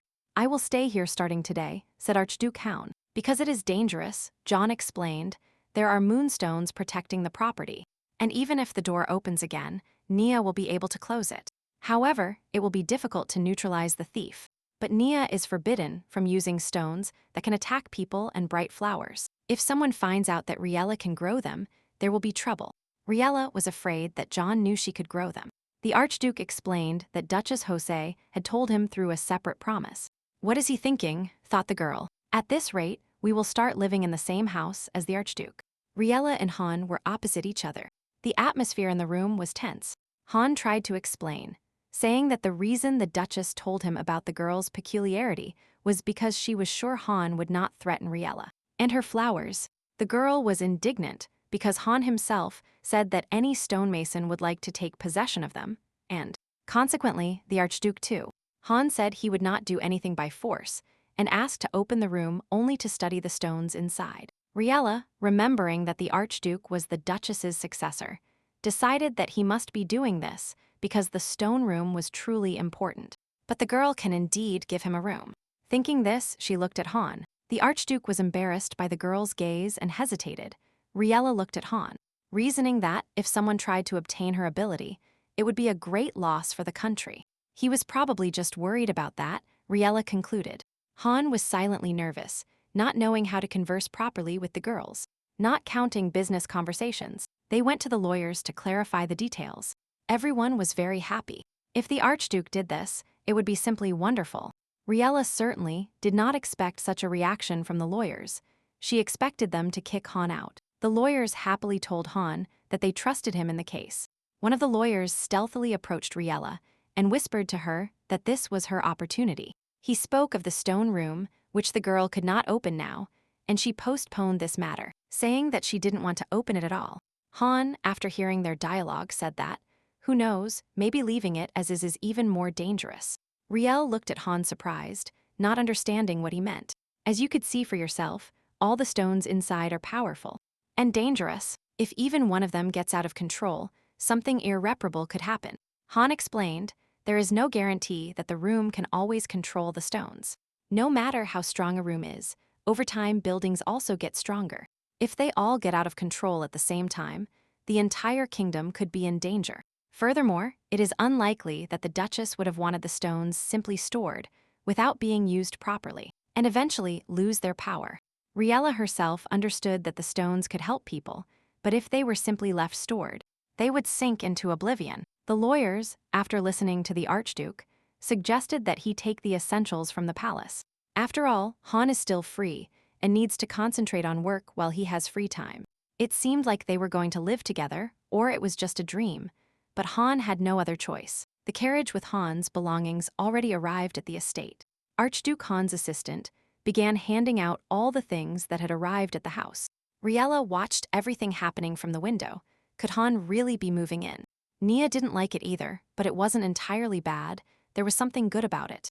Han personally took charge of the estate's affairs. Riela was moved seeing this. Han fit into the mansion's life as if he had always lived here. My first impression of him was bad, but it was a misunderstanding, and he doesn't seem like a bad person. Someone approached stealthily from behind and called Riela. The young man introduced himself as Pio, from the Piquetas family. He would be the Archduke's assistant while he stayed here. Pio handed them the letter he took from the maids. Pio was very active and noisy. At that very moment, Pio hurried away from Riela. Exactly the opposite of the Archduke, Riela thought of Pio. Riela opened the letter and stood motionless. Riela ran to find Nia. It seems the girl was in big trouble. Finally, the Archduke has finished his work with the lawyers for today. Time to rest a little. Han, angry, asked the lawyer why Lady Riela had not honored them with her presence, since she planned to join them. Pio was surprised. The maid came a short while ago and relayed a message that Riela had left the mansion with Nia for a short time. The Duke was indignant why they weren't informed immediately. Because it was dangerous, because it was just the two of them. Probably the most dangerous thing in Cardia is the Archduke himself, the lawyers muttered. The carriage was literally flying, moving very fast, kicking up all the dust from the road behind it. Nia tried to support Riela. Maybe they wrote it like that to scare her. It was a warning letter. It was determined that the shop had been closed for more than 2 weeks. If this was confirmed on the day of the inspection, then Riela would be disqualified according to the rules. And this is the first normal outing since Riela moved to the mansion. And Riela hadn't seen the villagers for so long that she tried to cheer Nia up. Riela reminded Nia of one of her requests and asked her to do what they had been asked before. Nia put on her glasses and promised that everything would go according to plan. The locals noticed a carriage they hadn't seen before. Madame Riela stepped out of the carriage, illuminated by the light along with her maid. Everyone gasped. Riela had really come and become the Duchess's heir. The crowd almost attacked the girl with questions, shouting about the inheritance inherited from her secret grandmother, and how Riel was now living well on the estate, that she had completely forgot about here in the village. Riela had been somewhat prepared for such a greeting, but she was surprised that the villagers actually believed the rumors. Some time ago, when Riela was in the greenhouse, she didn't find the newspaper that Nia brought her every day. Riela went in search of Nia and the missing newspaper. Nia reluctantly handed the newspaper to the girl, fearing she would get angry when she read it. Upon opening the newspaper, the girl understood the reason for Nia's concern. The headlines were full of Duchess Joseung's inheritance, that Riela was a hidden granddaughter, and about Joseung's secret marriage. The newspaper articles were more ridiculous than the other. They even wrote about the fact that Riela took someone else's reservation at a restaurant, and she enjoyed the dinner herself. If the girl had actually been at that restaurant, maybe it wouldn't have been so offensive. But she didn't even leave the estate. Riela was indignant. "We can't go to the restaurant," said Nia mysteriously, "but we can force the restaurant to come here. Then you can let your anger go." In fact, an entire restaurant was literally delivered to the mansion. Nia personally brought the chef from the restaurant. The dishes on this table are mostly the most popular, so Riela can enjoy them. Nia, assuming the role of the best waitress, shouted what Mrs. Riela wanted. The girl's eyes lit up. After thinking for a while, she asked for ice cream. "The ice cream here," exclaimed Nia, "is the sweetest, and there should be more flavors." Riela looked admiringly at this huge tower of ice cream. It was very rich. Putting the memories aside, Riela pushed everyone aside and walked forward. The girl approached her shop, assessing the situation. Suddenly, Riela squatted down. She took the information sign with her hands and dusted it off. She turned the sign around, put the decorations in place, and the girl prepared for the opening. People were perplexed why she was doing this, because Riela received a lot of money as an inheritance, and she could live happily all her life. Nia shouted threateningly at Robbins. Does she really mean Riela can throw away Duchess Joseung's money? Duchess Nia couldn't help but hear these words. Robbins tensed up after these words. Riela interrupted their conversation and asked Robbins for help with something. "Listen, this maid is very scary and very strong," Riela whispered pitifully. "You still think I actually inherited the entire property?" "All high-ranking people have their own circumstances," Riela explained. "And in fact, she is not the heir and cannot use this money as she pleases." After Robbins, he quickly disappeared from sight, saying he was not the type to walk around. And they chatted about it. The girls laughed. It would be good if she told everyone. Nia and Riela exhaled. Everything seemed to be going well, hoping the plan would be a success. The next day, Riela went to the market to buy fruit and approached a vendor who seemed to recognize her. Upon learning that she was the real Riela tenor, the woman, taking pity on Riela, lowered the price, as if she had walked into her stall. And everyone in town was already discussing that Riela was just a figurehead, because with that amount of money, she wouldn't just walk around the town. The girl walked happily down the street, listening to all the discussions about her. When she returned, the girl said yesterday's conversation with Robbins had already borne fruit. Riela, excited that the plan was a success, offered to prepare an apple sandwich for her. After all, Nia was Riela's guest, and she wanted to invite her. "Tomorrow morning we will have to go to the flower market," Riela said, starting to prepare the treat. Riela regretted that Nia had to accompany her, but without a bodyguard, it was impossible to leave the property. The girl thought maybe it was worth hiring a separate bodyguard so as not to overburden Nia. Almost finishing her sandwich, Riela realized something seemed to be missing, and Riela quickly hurried to get the missing ingredient. You can eat the sandwich simply, but if you decorate it with flowers, it will be more aesthetic. The girl planted edible flowers in her backyard. She decided to add some pansies or geraniums. Carried away by thoughts about flowers, she didn't notice the bottle lying around. And now Riela was already flying downwards, stepping on an unexpected obstacle. During the fall, the young man caught the girl in time, being by her side. The young man was of rare beauty, with long golden hair and emerald eyes.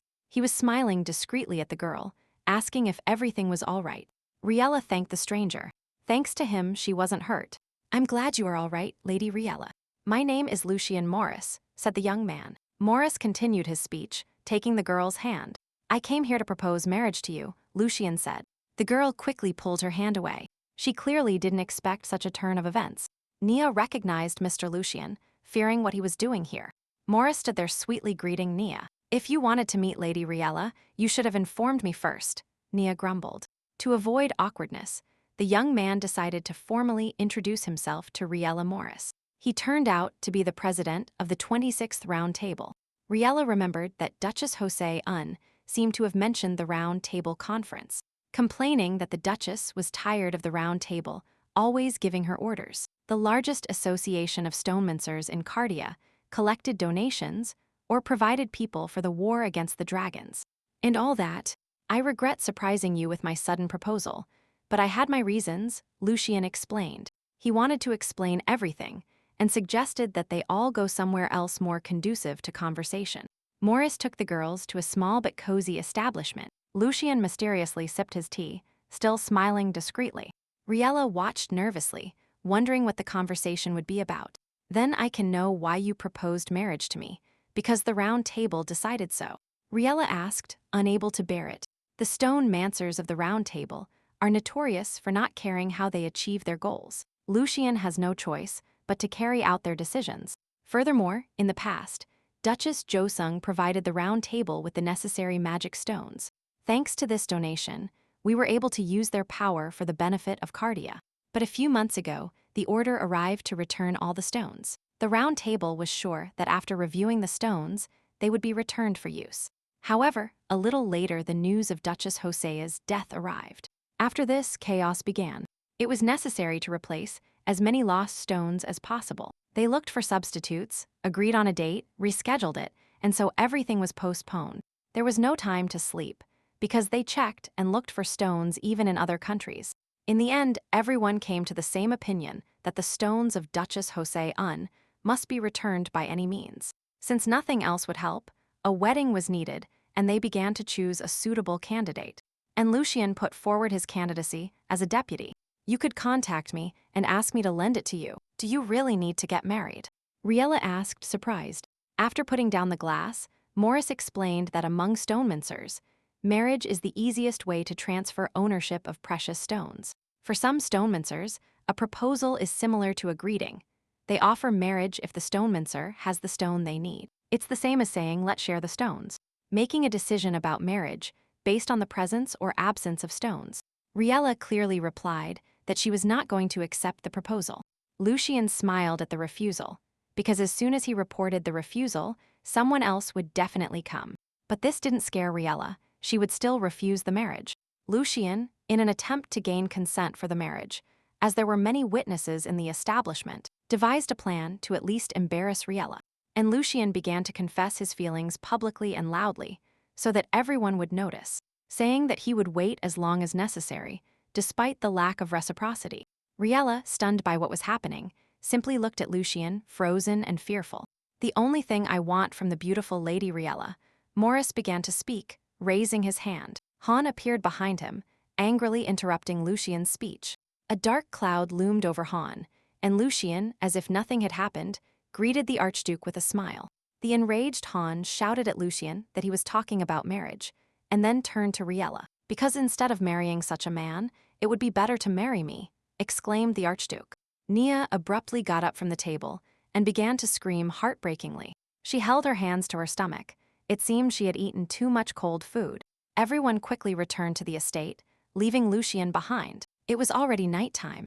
Riela noticed that Nia has been working too hard lately. John went to his room, sat on the bed, and began to think about that dialogue in the restaurant. His words when he shouted at Riela to marry him instead of Lucien. Han was surprised how he could say such a thing, but Lucien was very insistent. And the Archduke was worried that he was too insistent. I just needed to get rid of him somehow, the Archduke justified himself. It seems Han will have a hard time sleeping tonight. The Archduke's thoughts were interrupted by a knock on the door, who was brought here in the middle of the night, and Han didn't even realize someone was behind the door. Armed with a sword, the Archduke approached and told the intruder at the door to open up. And come in. The door opened, and Riela entered the room with a candle in her hand. John got nervous since Riela arrived here late at night. She really wanted to answer those words. Looking at her, John immediately knew what her answer would be. John asked not to waste time and to tell him quickly as it is, gritting his teeth. Riela took the Archduke's hand and asked if he could accompany her to the flower market with kitten eyes. The Archduke felt the warmth of Riela's hands. They were very small, and her skin felt like velvet. He still expected a slightly different conversation and was lost, not knowing what to answer. But you can go there yourself, what's the problem? The Archduke murmured. Riela recounted that the lawyers categorically forbade her from leaving the estate without company. A strong stonemancer of the nearby and higher level is needed. Although Nia agreed to go with Riela, her condition leaves much to be desired now. Nia didn't let Riela get close to her. She spoke through clenched teeth. Nia was seriously ill and apologized to Riela for her condition, which prevented her from accompanying her. Riela decided to call the doctor, because Nia had never behaved like this before. But the maid stopped the girl. Nia asked to be left alone for today, so she could rest and promised to go to the doctor alone in the morning and ask him everything. John was surprised that Nair could be sick, but Riela paid him no attention. The girl made kitten eyes again and said that this was very important to her, and that there were no stonemancers on the estate stronger than Nia. The Archduke hesitated a little but agreed. There weren't many options. The next morning, they went to the flower market together. There was an awkward silence in the carriage. Each was thinking about their own things. John looked at Riela and decided to start the conversation first. It seemed Riela was thinking about something serious. The Archduke asked the girl if she was all right.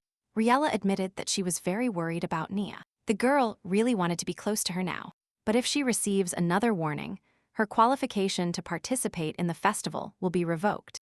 Han asked what the requirements were to participate, qualifying for the flower festival, which will be held in 2 months, and every time the girl lost the drawing. But this year, for the first time, she was so lucky that she couldn't just give up. Therefore, the girl had to ask the Archduke for help, but as soon as they returned to the estate, she would find another stonemancer, Riela promised, and then she wouldn't have to bother the Archduke anymore. Lucien is supposed to come today. The girl said she would ask him to introduce her to a suitable stone thrower. The Archduke listened silently to the girl, but after mentioning Lucien, he couldn't remain silent. John murmured that there was no need to look for anyone else. Riela looked inquisitively at the Archduke. Han said he would continue traveling with her. There was no need to look for anyone. In other words, you don't need to let another stonemancer get close to you. Finally, the carriage arrived at the flower market as usual. There was commotion everywhere. Riela had already forgotten how crowded and noisy it was there. This was the main flower market of Cardia. Riela grabbed the Archduke and pushed him into the market.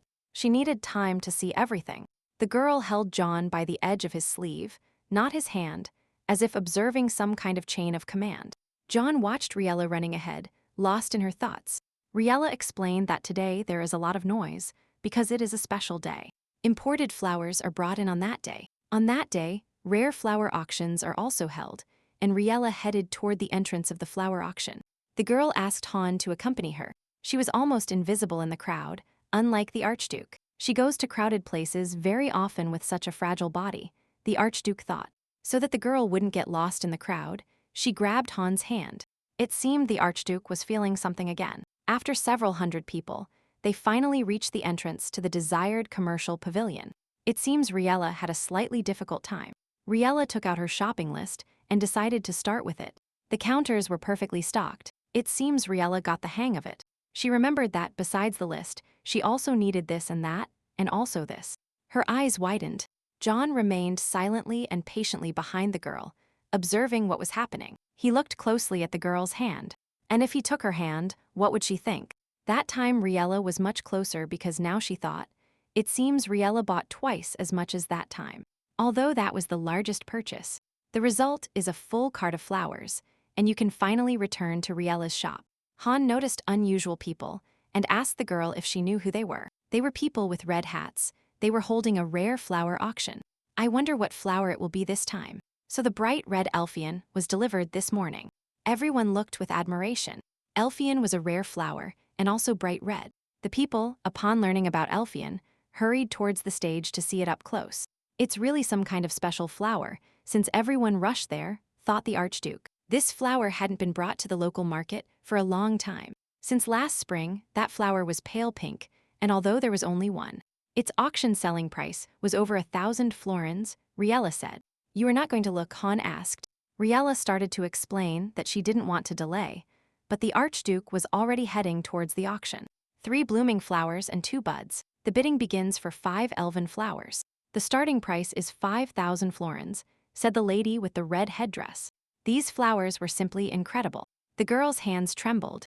The starting price was very high. Elfian also sold at a high price last year, and this became a common topic of discussion. no matter how beautiful and precious the flowers were, but no one could match their current price. Number 47 raised their paddle and announced the amount of 10,000 florins. The crowd turned to see who this man was, who was willing to give that much money for a flower. It was a young man with bright red hair. He stood up and looked at everyone. Han asked Riela if she knew this young man.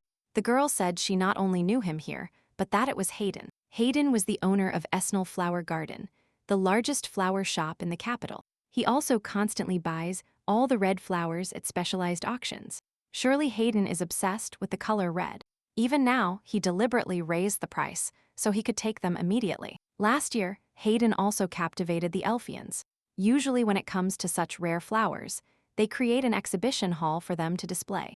But Hayden never showed his flowers to others.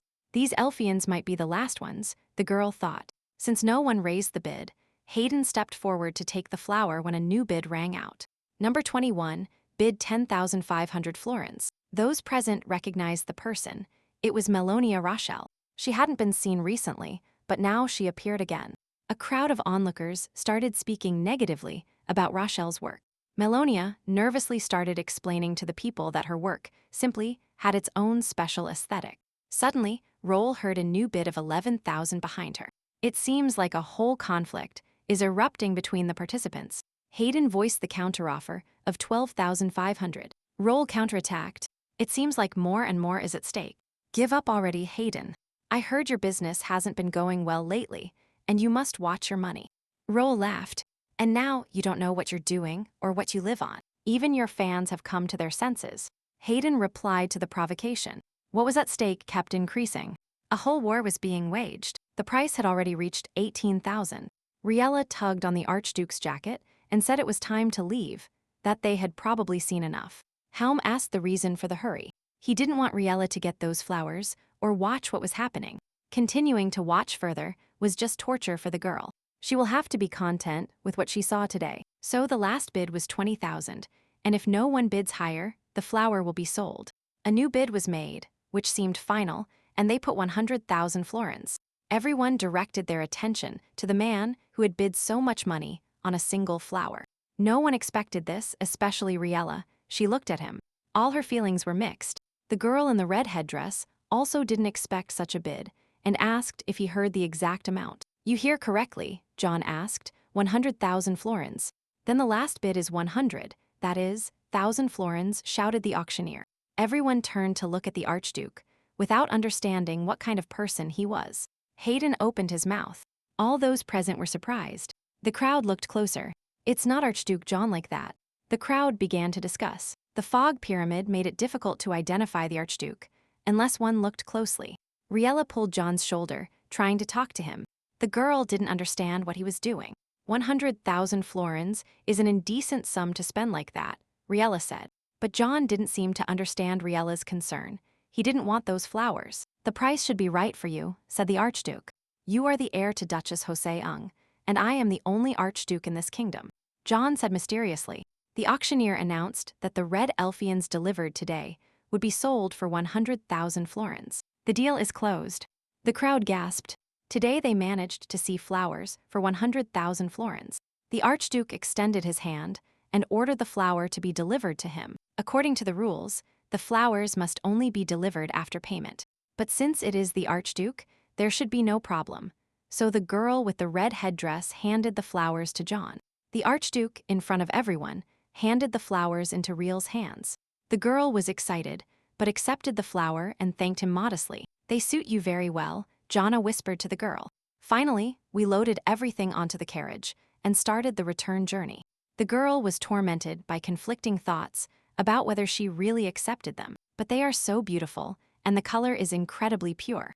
Riela almost forgot something important and decided to tell the Archduke about it. Riela said they simply had to have breakfast at a very nice place. Rina saw Riela and lit up with happiness. It had been so long since they had seen the girl.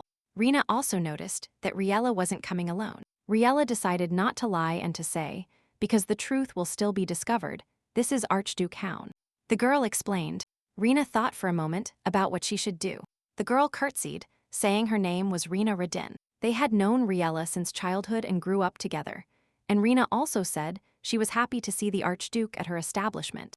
Riela laughed and asked Rena if she had rehearsed her greeting with the Archduke.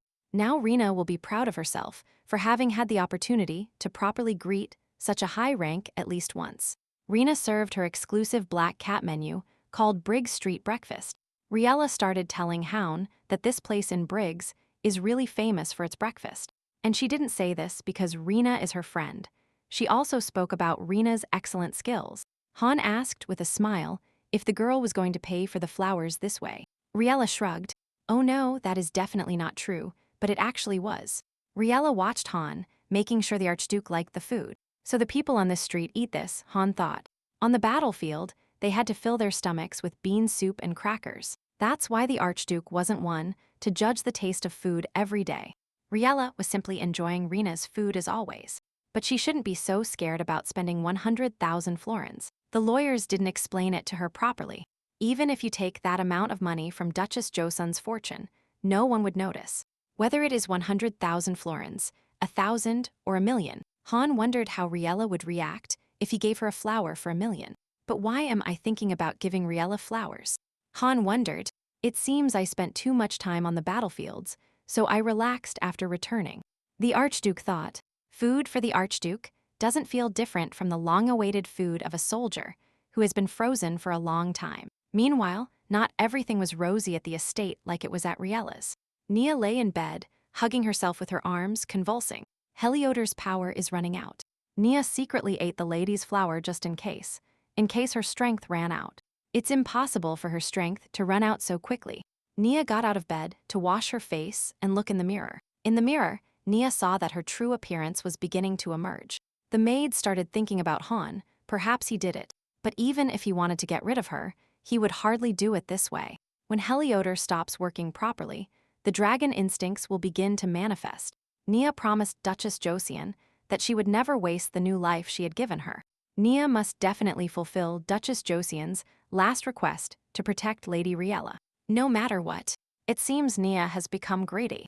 She needed to quickly find someone who could protect her mistress and return to Rio. But the time she spent with Riela was very peaceful and pleasant, so Nia thought she could stay with her a little longer. But if the mistress sees Nia like this, who knows what will happen? The carriage had already arrived back at the mansion. Han and Riela got out and walked towards the entrance. If Nia came out now, she would definitely run into Riela, and it would be too late to escape. Suddenly, Mrs. Riela will look at Nia the same way as the first person she met. And if Riela gets scared and calls her a monster, what if Nia hurts her mistress? All these thoughts were spinning in Nia's head. She started panicking more and more. Nia held her head and prayed for this to end soon. Suddenly, she heard a voice. He said, "You're my trace, just wait." In that same second, Nur's appearance changed back to her former self, and Nia's head no longer hurt. What kind of voice was that? Who was he? The more she tried to remember, the more she forgot. Riela arrived and knocked on the maid's door. Fortunately, Nia changed back to her appearance before the lady saw her like that, and she hurried to open the door. Riela, worried, stood at the door and finally came back and was able to see Nia. Nia reassured Riela. She really seemed to be looking better. Riela said she bought Nia fruits that are easy to digest and flowers that will help create a sense of calm and security. Many things. The next day, everyone went to Riela's shop together. Nia was arguing with John over a glass of orange juice. It seems the maid even threatened the Archduke. The Archduke had no idea how a maid could dare to touch her master's food. And so they argued. A woman approached Riela's shop and asked to speak with her about a matter. It was Mrs. Anne. Nothing serious happened. Simply the restaurant was full of reservations for the evening. And I wanted to decorate the table a little. Preferably something cheaper, something economical but pretty, Mrs. Anne asked. The girl decided to offer good flowers at a lower price. So if you try to choose among the remaining slightly damaged flowers, by choosing everything correctly, you can make a really nice and economical bouquet. Riela treated the damaged flowers by cutting off the broken parts and tearing off the wilted petals. Mixing several flowers of different types, the girl got a beautiful bouquet. And since the girl used slightly damaged flowers, the price was halved. No other shops could do the same, San, thanking the girl from the bottom of her heart. She ran out to decorate her establishment. John watched Riela closely, without taking his eyes off her. You are about to put a hole through the lady with your eyes. What's so interesting about that? Nia smiled. Unexpectedly, Mr. Lucien found Riela in the shop. He brought her a snack to eat while working. Could this really be the sincerity and love that Lucien talked about last time? He also put several flower sweets in the girl's hand. They are very popular and sell out quickly and are very hard to find in stores. Han frowned when he saw this, and a dark cloud started appearing over him. Nia mockingly told Han, "Watch and learn how to behave. You are not only huge, but you also look at people as if you were going to kill them."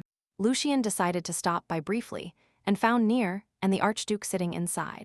"If you are done with the greetings, you can get out of here," Han grumbled at his guest. He must be a very busy man. Lucien, looking at the table, noticed the materials. Apparently, they were dealing with the stone room. The stonemancer sat at the table, and Han explained that the stone room made by the Duchess consisted of 3 parts. The Archduke had heard about this before from her himself. Lucien laughed. "It's not enough to just open the door and take the stones out of there. No, it's not that simple to get the strongest stones stored at the back of the room. You must open 3 doors, but even the first one will be a great challenge. First, you must collect the stone from the first room." It was the garnet stone, the stone of wind's fury. Lucien was indignant. "Isn't this the most aggressive stone? They say that when it was first used, the wind was so strong that the water of the huge river flowed backward. The problem was also with the other stones. It seemed they hadn't been activated yet, so Han was able to quickly close the doors at that moment. Han managed to notice the abyssal obsidian inside.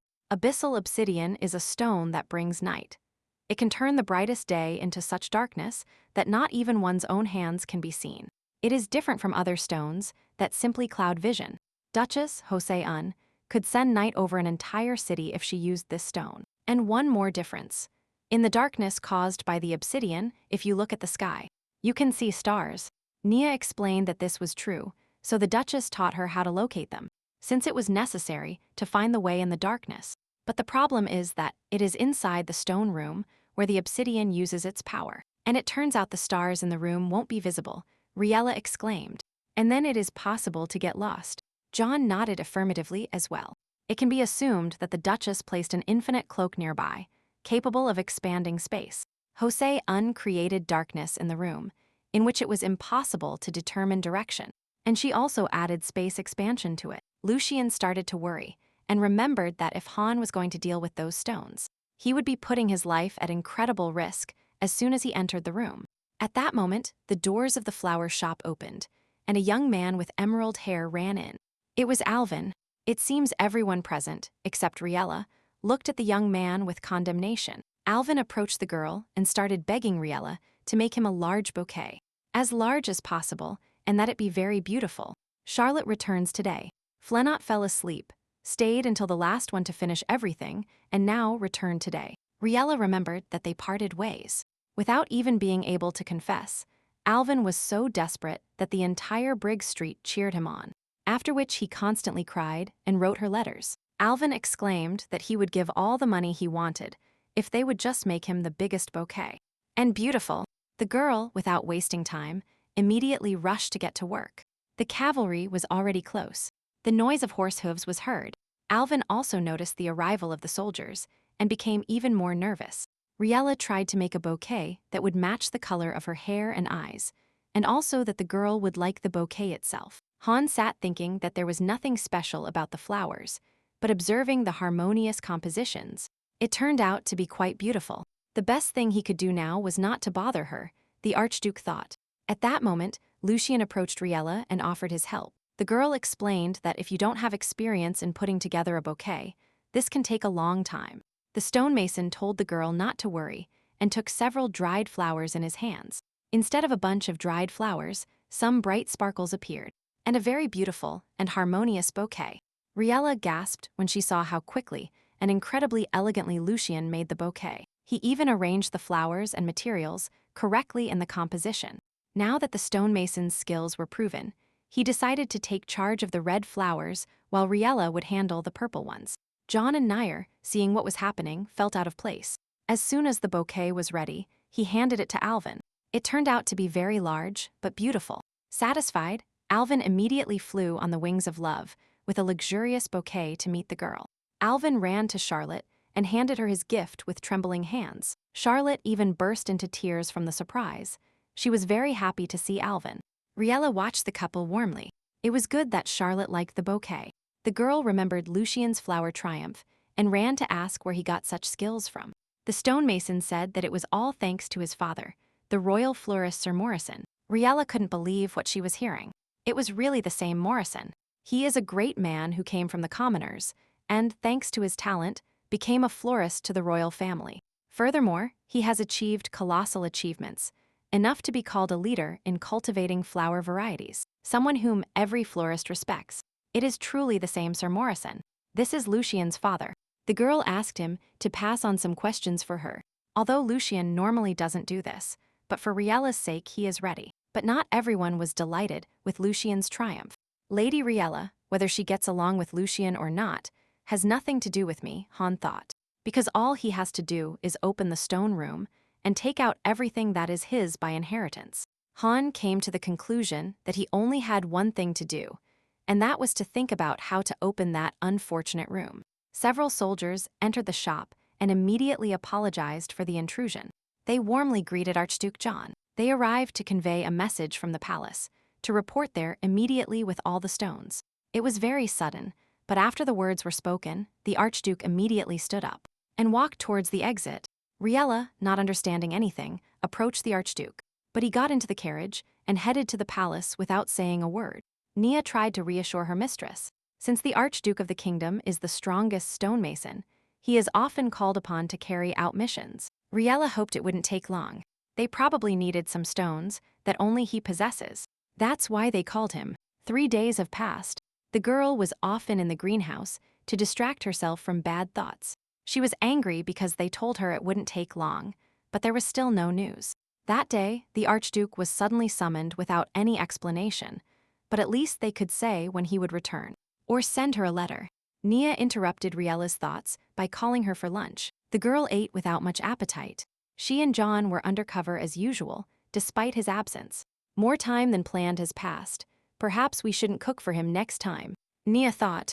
The maid asked Riela if she could eat the Archduke's rations until he returned. After lunch, the girl looked sadly out the window, recalling Lucien's words. The young man says there is nothing to worry about, and the king did not mobilize more knights than usual, and the place where they were sent usually doesn't cause serious problems. Riela was perplexed. How did he know this? The girl received no information. Lucien was surprised because they even contacted him and told him everything. The girl realized that the Archduke was not in a situation where he couldn't contact her. He simply did not want to. Angrily, Riela shouted that she was not at all interested in what was going on with him, that she was not at all interested in Archduke John. It was already night at the estate. Riela watched the maid work while sorting the mail. The girl sneakily came over to see if John had written to her. There were no letters. Riela couldn't sleep. Her feelings were mixed. She lay down and looked at the flowers the Archduke had given her. It was already midnight, and the girl still couldn't sleep. Riela decided to go to John's room, making sure on the way that she wasn't doing anything wrong, and that no one would judge her for it. Only a week had passed, but the room was very empty and cold. The room was so empty that Riela wondered if anyone had ever stayed there. She hugged herself and lay down on the bed, lost in thought. She remembered how Han suddenly appeared and defended Riela, how he later bought her flowers for an unimaginable sum of money, how he accompanied her every morning to the flower market. Recalling all this, the girl gradually began to fall asleep. It was already morning, and Nia couldn't find Riela and asked everyone if anyone had seen her. The girl was awakened by a voice. She heard Nia shout that Archduke John had finally returned. The girl quickly got ready and went downstairs to the street. John looked nervous when he saw the girl and quietly said her name. Riela spread her hands and, without hiding her anger, formally addressed Han. The Archduke didn't fully understand the girl's ambiguous reaction because, for him, leaving like that was the order of things.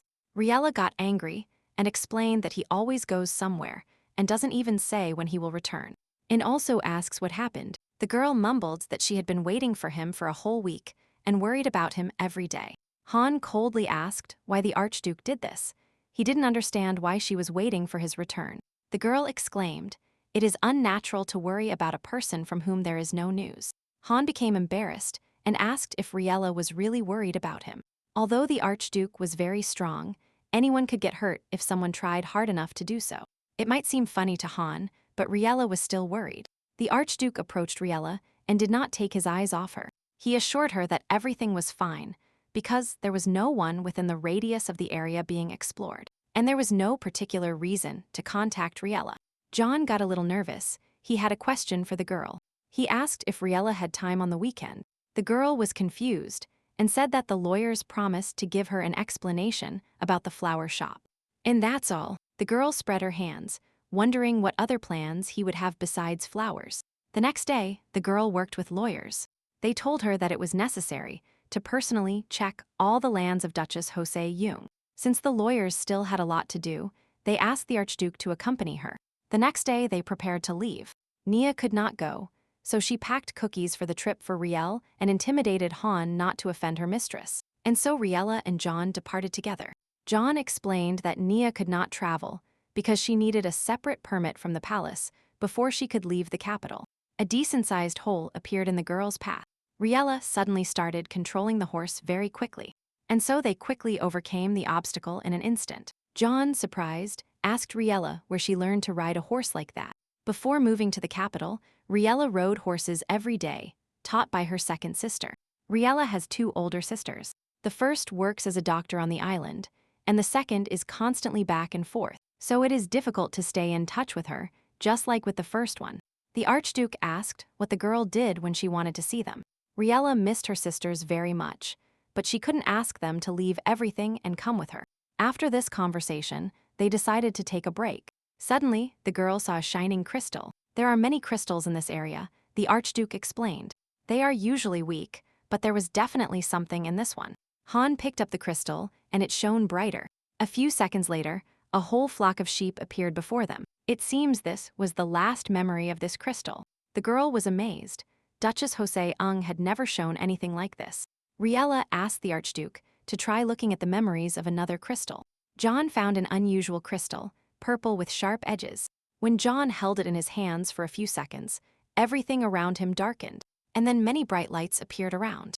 These lights were also memories, and the stone turned out to be very strong. It had been there since the creation of the world. Everything recorded in the creation myth was captured after seeing these memory stones. These lights fell to the ground, turning into flowers and precious stones. The power of the stones is determined not only by their innate qualities, but also by how much they are protected, and also by the experiences one has with them. The Archduke decided to demonstrate this by taking two stones of the same blue flame sapphire, but their power is different. First, he took a finely cut sapphire, and he demonstrated that the power of this stone was a contained burst of fire. And then the Archduke took out a stone of raw material. Han asked Riela to stand behind him for a while. The Archduke clenched the stone in his hand, and at that very instant, it showed its full power. It was a scorching flame that was everywhere, almost impossible to control. The girl was very frightened by such a spectacle. She carefully reached out and pushed Han on the back. The girl was very scared. She completely shrank. Han remembered what the lawyers said and that he signed a document. This document was a memorandum. It was a prohibition of any independent step towards Lady Riela's private property. The moment Han violates the prohibition, he will be asked to leave this property. The lawyer, after explaining the meaning of the document, again convincingly asked him to sign it, and Han had no other choice. He thought it was a test to break an oath. He will really have to leave the estate. But Lady Riela was the first one to do this, so there is no violation, Han thought. The girl apologized and said she had seen enough and needed to stop this. Han stopped and explained that the first sapphire belonged to the royal family, and it had been used by many stonemasons, but no one really took care of this stone. And then the Archduke picked up the second, uncut stone. The girl noticed that it looks much more natural than the processed one. The Archduke said that the owner of this stone used only this one his entire life, and they say they wanted to leave this stone just as his father gave it to him. But no matter how much Han thinks all stones are exceptional, it is shared experience that can make the mage stronger. But there are many stones in the world, and most stone mages are greedy. Caring for and using the jewels correctly is a much more laborious process than you think. There are many more than those buried under a mountain of stones. And of course, those stones are not very strong and lie in the room like ornaments. Duchess Joseung has many special and powerful stones. The Archduke interrupted his story. He seemed too enthusiastic and led the girl to a place. He led her to a hill he wanted to talk to her about. They walked forward. What did he want Riela to see? John and Riela approached the edge of the hill. A beautiful view opened up before them. The lands of Joseon seemed endless. There were so many things here. Forests, mountains, villages. From here, you could see everything below. Absolutely everything that Riela inherited, the Archduke added. The girl clearly did not expect to hear these words. She was confused. Since the girl knew about the inheritance, she should have known that this was only a small part of what Riela received from Duchess Joseon. John explained, therefore, the girl will receive many proposals in different forms, for example, marriage proposals like Lucian's. John added that the girl might also be forced to marry the Archduke himself. Riela was very surprised by his words. The Archduke sank and wondered if Riela really disliked the idea of marrying him so much. John confirmed about the marriage that they want to transfer Duchess Joseon's inheritance to the Archduke, or more precisely, take it to the royal treasury. Furthermore, due to the annulment of the right to inherit the throne of a child born from a union with him, and a commoner, they want to completely limit her freedom of action. Everything happening now is precisely so that he realizes it. The Archduke stated, the wealth the royal family seeks is a fortune capable of curbing the intimidation of the monarch's house. The girl thanked Han for sharing his thoughts with her. This farmal area only occupies a few lines on the property list of a 100-page document. Such a wide area occupies only a couple of lines, Riela thought. Suddenly, a small dog ran towards the girl. It was very active and friendly, and the owner ran after it. This dog's name was Han. The girl was moved. The dog was named after the Archduke, all because the man's daughter wanted to name it in honor of the benefactor. The man said he lived on the North Front, and that one day Flenod attacked the village and turned everything into a continuous fire. They were going to leave there as soon as possible, but their youngest daughter disappeared. His heart sank. He ran around the entire village, but there was no trace of her. And suddenly, a downpour started, which began to extinguish all the fire. And it was at that moment that his daughter appeared from the extinguished barn. The girl said she was playing with a puppy when suddenly a fire started. They got scared and hid in a corner of the barn. The door was heavy, and she thought she wouldn't be able to get out, but suddenly the fire went out. The girl also said that a lord saved her, and it was he who caused this rain. A little later, the man learned that it was Archduke Han. After this incident, the family moved to the province, and there was no opportunity to thank the Archduke. Even though, according to rumors, Han was a terrible person, he was a benefactor to the man. And his daughter, Riela looked at John. It seemed he did not want to rebel.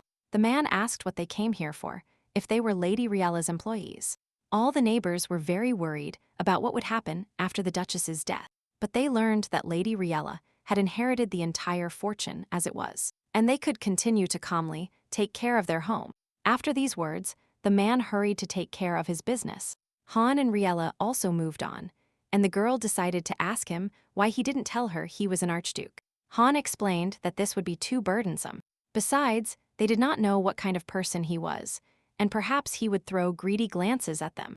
The Archduke explained that there were many madmen in the world who acted out of motives of hatred, so he scanned the dog's owner for weapons or poison. Scout Jasper is a stone precisely for that purpose. It was one of the most useful stones just by hearing its name. Its purpose can be guessed immediately.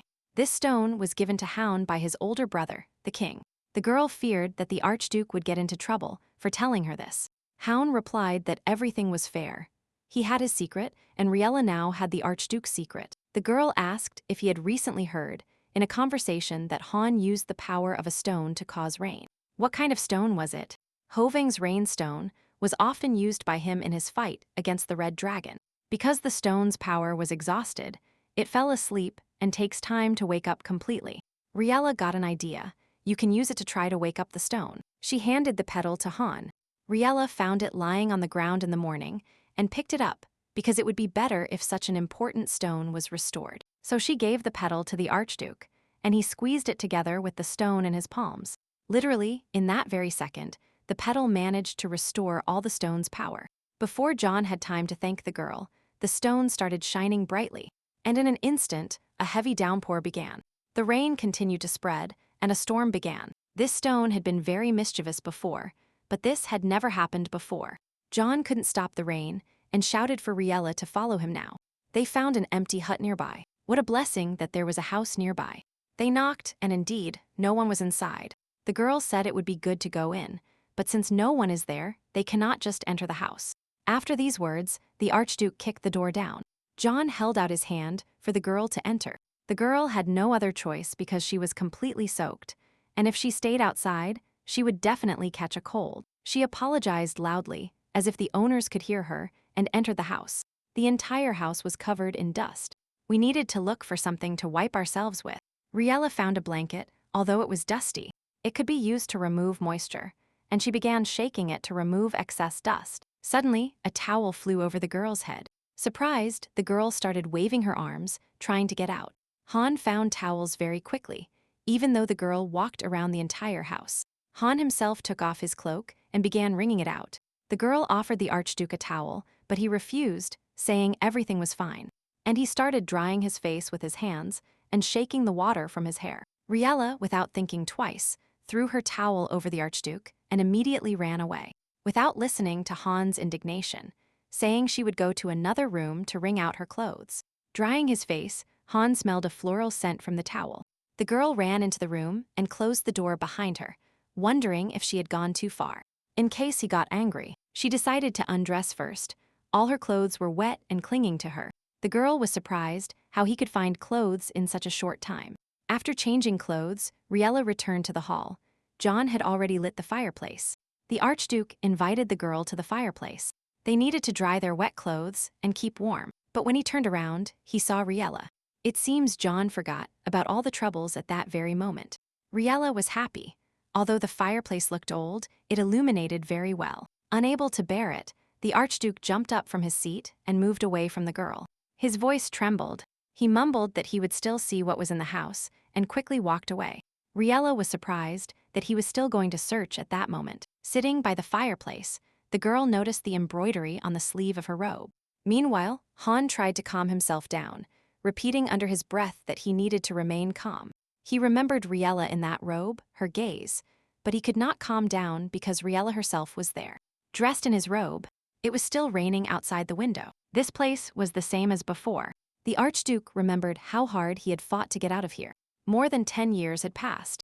At the age of 10, Han was expelled from the palace without explanation, but he himself understood everything. He did not ask for or want anything. Everything happened thanks to his abilities. All his free time, they gossiped about him and compared him to his older brother.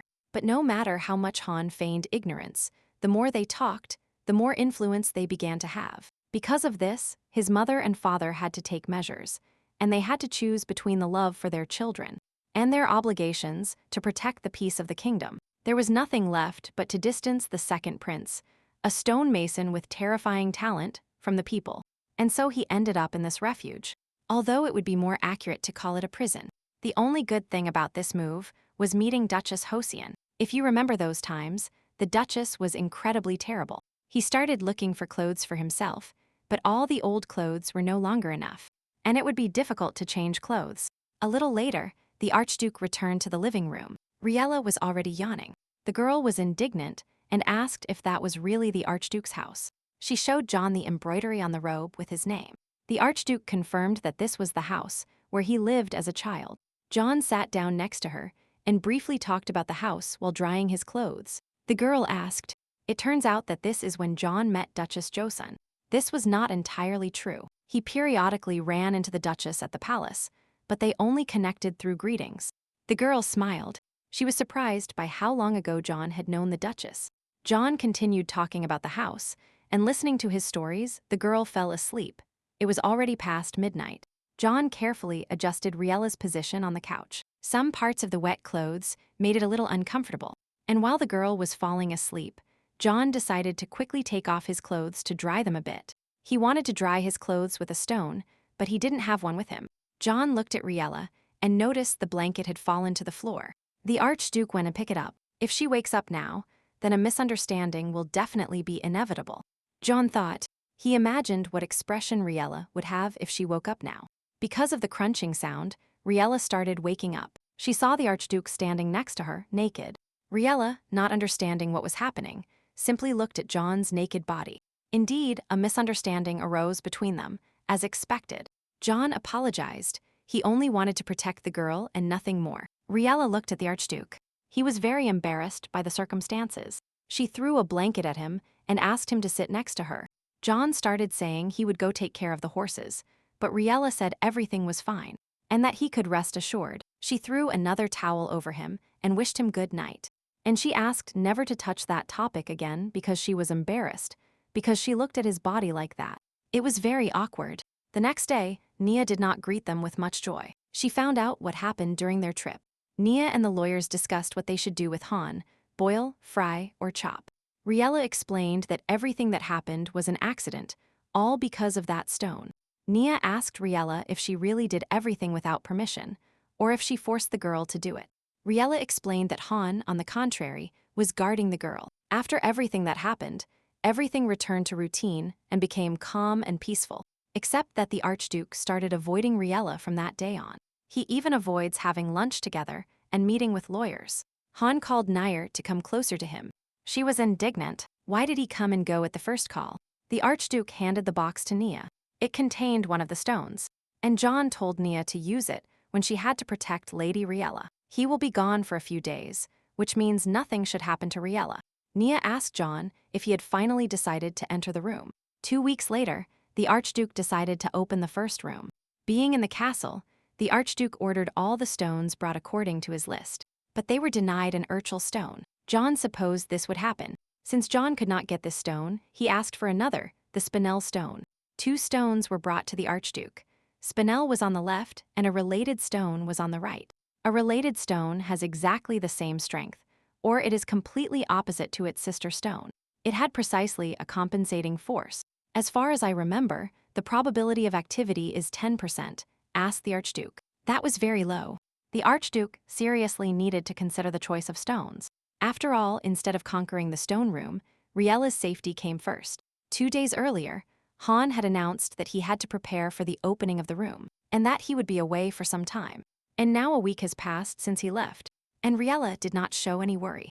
Nia saw that something was wrong with the girl and suggested they relax, and Nia suggested going shopping in the city.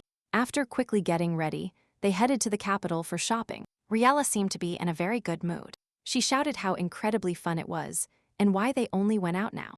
In one of the shops, Riela tried on a hairpin for Nia. The girl exclaimed how well this color suited Nia. Since Nia's hair was a deep black shade, red definitely suited her well. Riela explained, but Nia said she didn't like the color black at all. Riela was indignant. Is someone really making fun of her? Who dares? And the girl decided to improve it by changing it for a hairpin of another color. Now they were walking around with a pile of purchased things. Nia, deciding to take everything to the carriage, asked Riela to wait for her here. The carriage was not far, literally just around the corner. Nia promised to return quickly and asked her to wait at the central fountain. Riela relaxed on the bench. The weather was wonderful. Suddenly, the girl heard shouts from one side. The woman was scolding a little girl named Daisy. A passerby asked what happened. The woman explained that she was expecting an important guest and ordered expensive flowers for the occasion. And Daisy dropped them, everything scattered to the sides. She scolded the girl. It was nothing but destruction. The woman reproached herself for agreeing to look after Daisy. The girl tried to fix everything. She tried to put the flowers back as they were, but nothing worked. Riela could not stay away and offered her help. The girl explained that she was a florist. The woman was delighted. She would be grateful if Riela helped them. Riela sat down to process the whole situation. Getting down to business, the girl asked for more flowers for the composition. The woman hurried inside to fulfill Riela's order. She brought flowers that she herself grew in the shop. Daisy approached the table and asked if the lady could really bring the flowers to life. Riela promised to do everything in her power. Nia returned and found Riela at work and began to be indignant. They had come to relax, not to work. But seeing Riela's inspired eyes, Nia calmed down a little. The maid sat down next to her, and together with Daisy watched Riela create beauty. It was getting dark, and the same guests arrived at the store. The woman was very worried about the guests' possible reaction. Upon getting out of the carriage, the man saw the compositions created by Riela. He gasped. He seemed impressed with the work. Daisy ran to Lord Morris, who took her in his arms. Daisy asked him if he liked the flowers made by a lady. The lord asked the woman to tell him more about the story of that day. The woman did not know the girl's name, but she said that she was a florist and took care of the arrangement in an instant. Lord Morris asked the woman to sell him these flowers. In the afternoon, the girls had already returned to the estate. Nia was sorting her purchases and was excited to give everything to Riela. Riela went to her bedroom. Her thoughts were on the stone room, and also that elven flower had another bud. It was unimaginable, but worth telling the Archduke, Riela thought. But since he is not interested in flowers, then it doesn't matter, Riela decided. A couple of days later, the stone mages began gathering at the estate, and Lucien was the first to reach Riela. The girl greeted Lucien and the others. It was believed that Lord Lucien was the head of the stone mages. He was very confident, and so were the other stone mages. Lucien stealthily approached Riela and asked how she slept if she was worried. The girl admitted that she slept quite restlessly due to the memories from before, when Lady Camila opened the room. And what was happening at that time? The girl asked how they would open the room and how they would stabilize the stones. Lucien explained that O uses more than 20 stones just to open the door and advance a little. 4 people will enter there: Nia, Hound, Lucien, and Riela. The rest came as reinforcements. In a situation like this, it is best to include only the necessary people, Lucien explained, because if a large number of people enter, the number of those who need to be protected will increase, especially because of the infinite inside the code. Its essence lies in the fact that from such a distance, it can increase by about 300 cubits. It was even bigger than the main street of Briggs. Finally, the Archduke also arrived at the estate. Riela came to greet the Archduke, but he seemed indifferent to all her greetings. Han walked past and headed towards the stone mages. However, he was haunted by the feeling that he had committed a bad deed. He had been preparing for this day for a long time. But regardless of Han's will, while working, his thoughts returned to a specific person. The Archduke speculated that one possible reason for this was that he wanted to be with her. But maybe it was because Riela grows bright flowers. Perhaps the power that restored the magic of the stones also undoubtedly had an effect on the stone mage. Hound decided. Hound reminded Lucien not to try to get close to her. To stop thinking about Riela, the Archduke tried to restrain himself, but it was useless. He decided that the best solution now is to understand how much these feelings affect him. Hound jumped up. He had gone crazy. Once he relaxes for a moment, his thoughts return to Lady Riela. Then an image appeared before Han's eyes. It was a beautiful girl holding the hand of a little boy. The cool wind should have cooled Han's emotions. He took the horse and ran very fast. Just yesterday, he arrived at the Duchess's mansion with such indifference, and it was so awkward that Han couldn't look Riela in the eyes. The preparation was completed, and the stones were all lined up. Riela had a feeling that as soon as they approached, Han immediately moved away. What could that mean? It would be good if Riela knew what he had in mind. Even if the girl thought about it, she couldn't find the answer. But first, she needed to think about how to enter the stone room. Riela decided to take a break and look at the stones that the stone mages had prepared. She took one in her hand and asked for its name. Lucien explained that not all of them had names because there clearly weren't enough names for everyone. Suddenly, a dissatisfied John appeared behind Lucien. Everyone went to the door. Everyone was worried, but this was a necessary step to achieve the main goal. John was the first to reach the door. As soon as he opened it, a brilliant flash lit up everything, and a strong wind rose. Riela did not expect everything to start so abruptly and hid frightened behind Nia. The maid called Lucien for help. The stone mage used several stones, and the wind began to subside. John didn't even have time to use his stones when the room calmed down. The Archduke found this suspicious and was in no hurry to enter. It was as if they were deliberately allowed to enter. The Archduke ordered the stone mages to wait and observe closely what was happening. After the 4 entered the room, everything was just as calm. As Lucien walked further, he noticed that the structure of the room had changed. It is possible that spatial transformation magic was used to store the stones. Han formally asked Riela if she could open the boxes in the room, as she was now the owner of this room. Nia, looking around the room, also noticed that something was wrong here. Riela, looking around the room, also discovered a finding. It was splitting Agatha.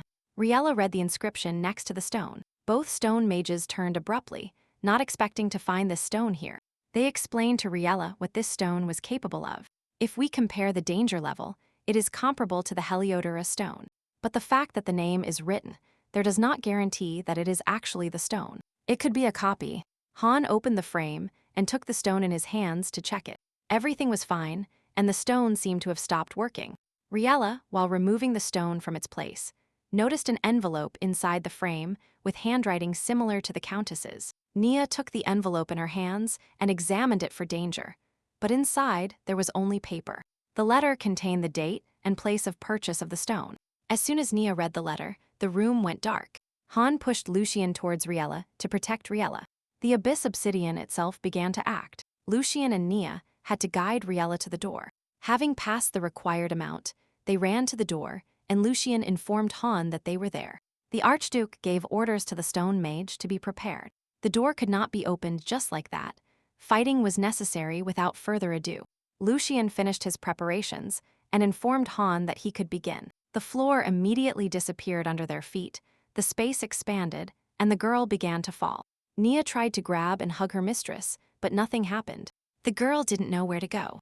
It was as dark as if nothing existed at all. After walking a little, Riela fell. She didn't know what to do.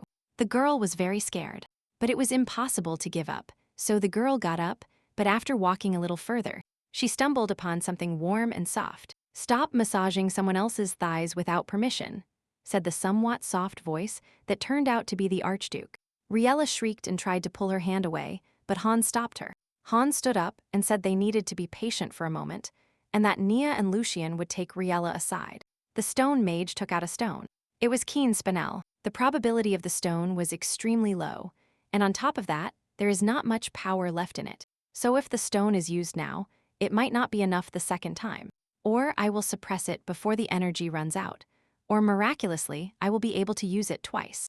Han decided. He looked at the stone. As expected, the stone had absorbed quite a bit of power. But Han had no choice but to deal with the situation. Something happened, and Riela suddenly felt dizzy. And Han and Riela found themselves next to their comrades in a matter of seconds. After getting the girl to a safe place, the Archduke moved forward. After some time, a bright flash of light appeared in the direction Han had headed. The darkness began to dissipate. There was light again, but the shape of the room had changed. The Archduke used a stone that connected space to make fights more comfortable. After all, it was impossible to simply destroy a room with stones, trying to subjugate them. Lucien could not help Han because he had another task.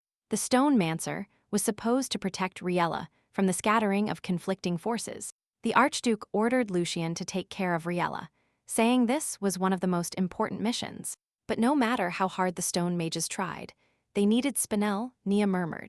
After all, spinel is not the kind you find at the bottom, and it seems that spinel concentrated its power specifically on Han, and if the spinel is activated, the Archduke will be very far away. Besides, if Han has already stopped its activity once, in this case, it will take at least a week to return and, at worst, a couple of months, because the sister stone has no energy left. Meanwhile, Han had already suppressed the obsidian and garnet stones. But damn it, the spinel has already started activating its power again. Suddenly, a familiar silhouette appeared in the distance. It was Riela running. With every step she took, the space beneath her stretched further and further. After all, even while running, the spinel was active and the path grew longer. Han did not understand why Riela was not with the others. The Archduke clenched his hand and concentrated all the stone's power into a single point, and he struck the ground with all the strength he could muster. Although small, the effect of the impact appeared. Riela was already trying with all her might to reach Han, and finally she made it. As soon as Riela was close, Han immediately took her in his arms so that the distance between them would not increase again. The Archduke began to scold Nia. What was she doing, and why did she leave Nia?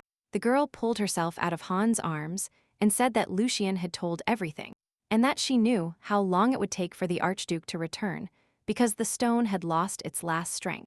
Riela remembered that today Madame Melda will prepare a new dessert, so they must return together and taste it.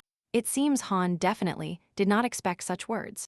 Riela started to get anxious, began searching her belongings, and asked the Archduke to get that stone. The girl took out several bright flower petals, took them with her, and hid them safely. Han did not appreciate the girl's action, because he strictly ordered all the luminous flowers to be hidden, and not to take them with her. He was worried about what would happen if Lucien saw these flowers, and what would happen then. The girl lowered her head and guiltily handed the petals to John.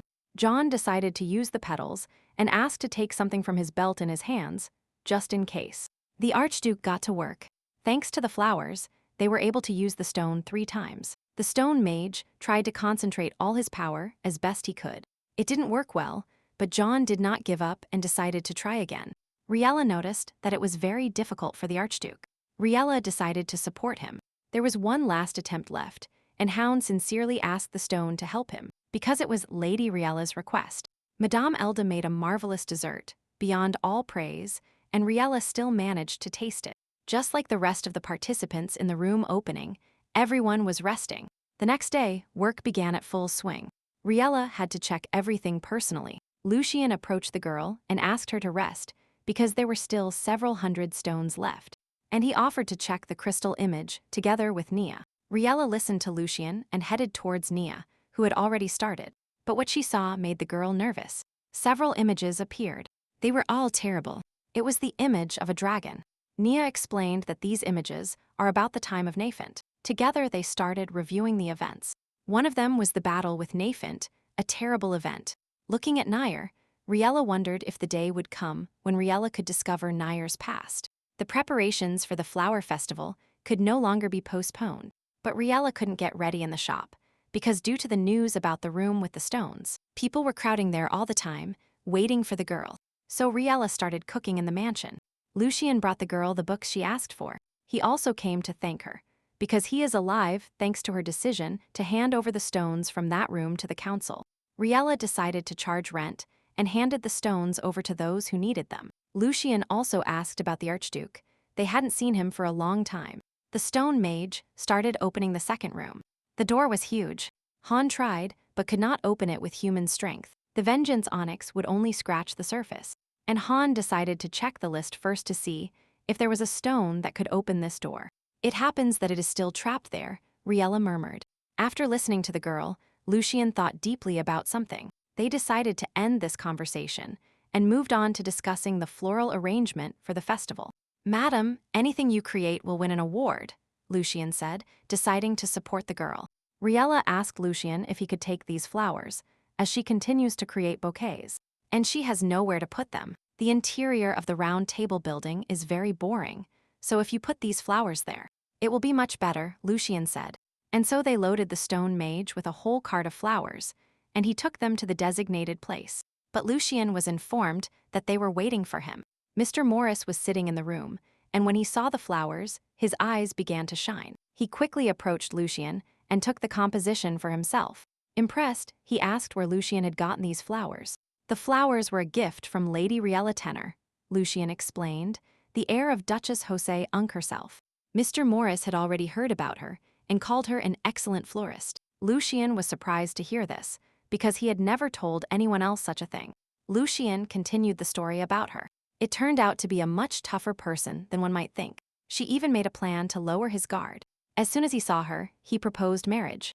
And when the lack of sincerity was revealed, he managed to get close to her.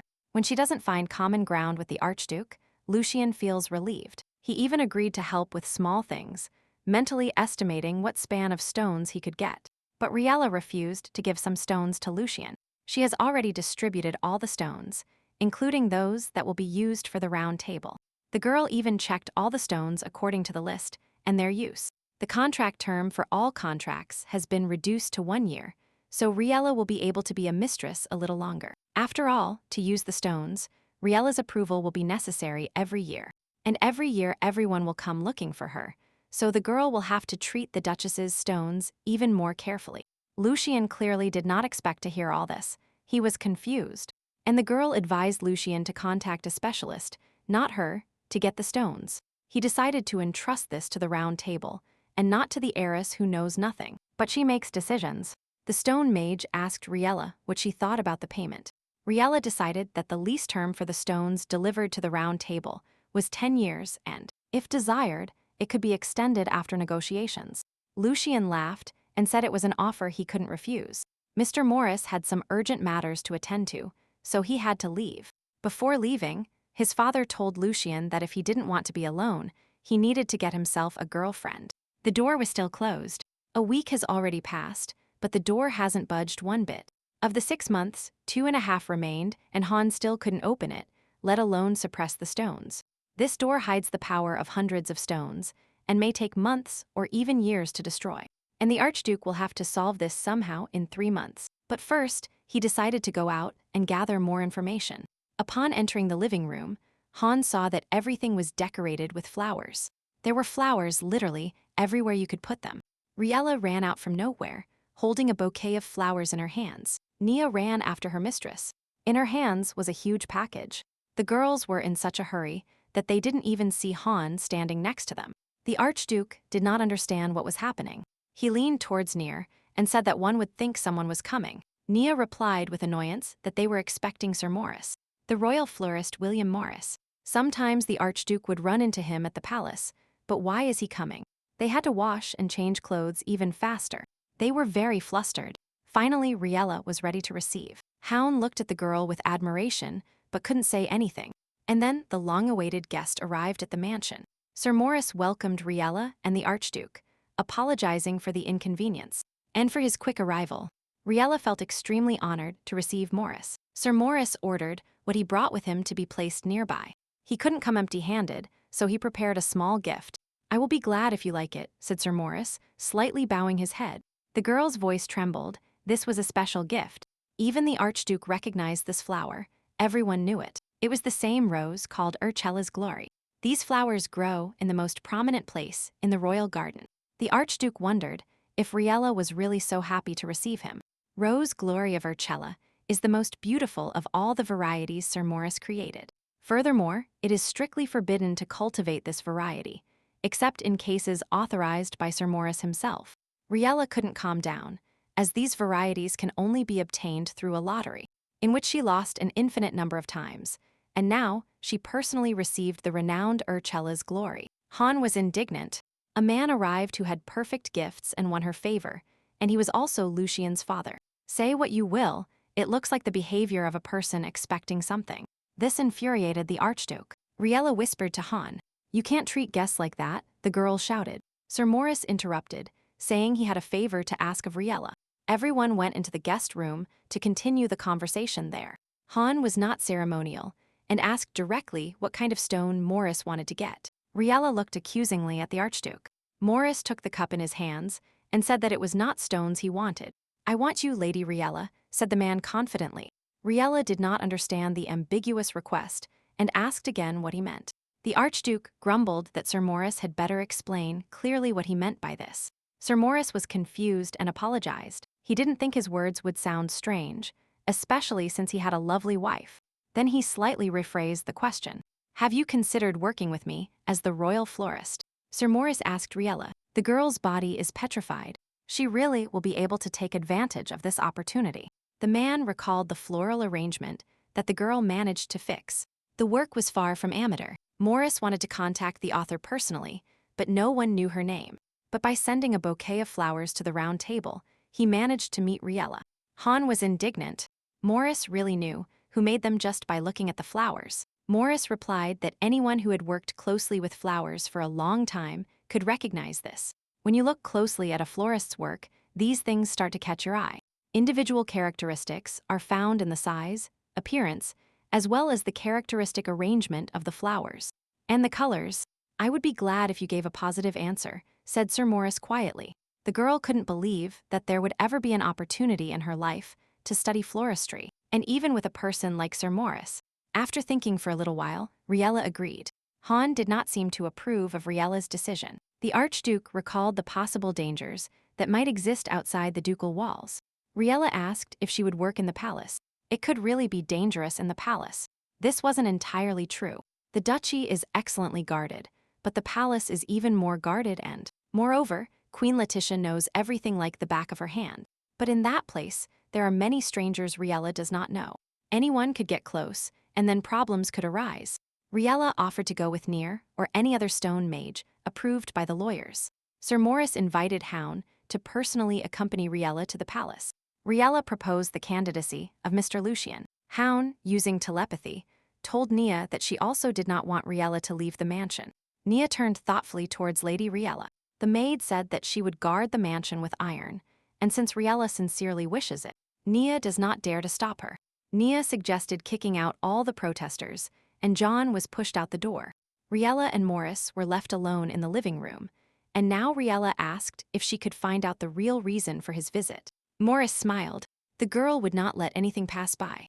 Morris already had a student, Chloe Bennet. If we talk about the most outstanding florists in the capital, Sir William Morris comes first. Then comes Lady Chloe. So why was Riela offered a position as a student? Or perhaps something happened to Lady Chloe Bennet, the man asked rhetorically.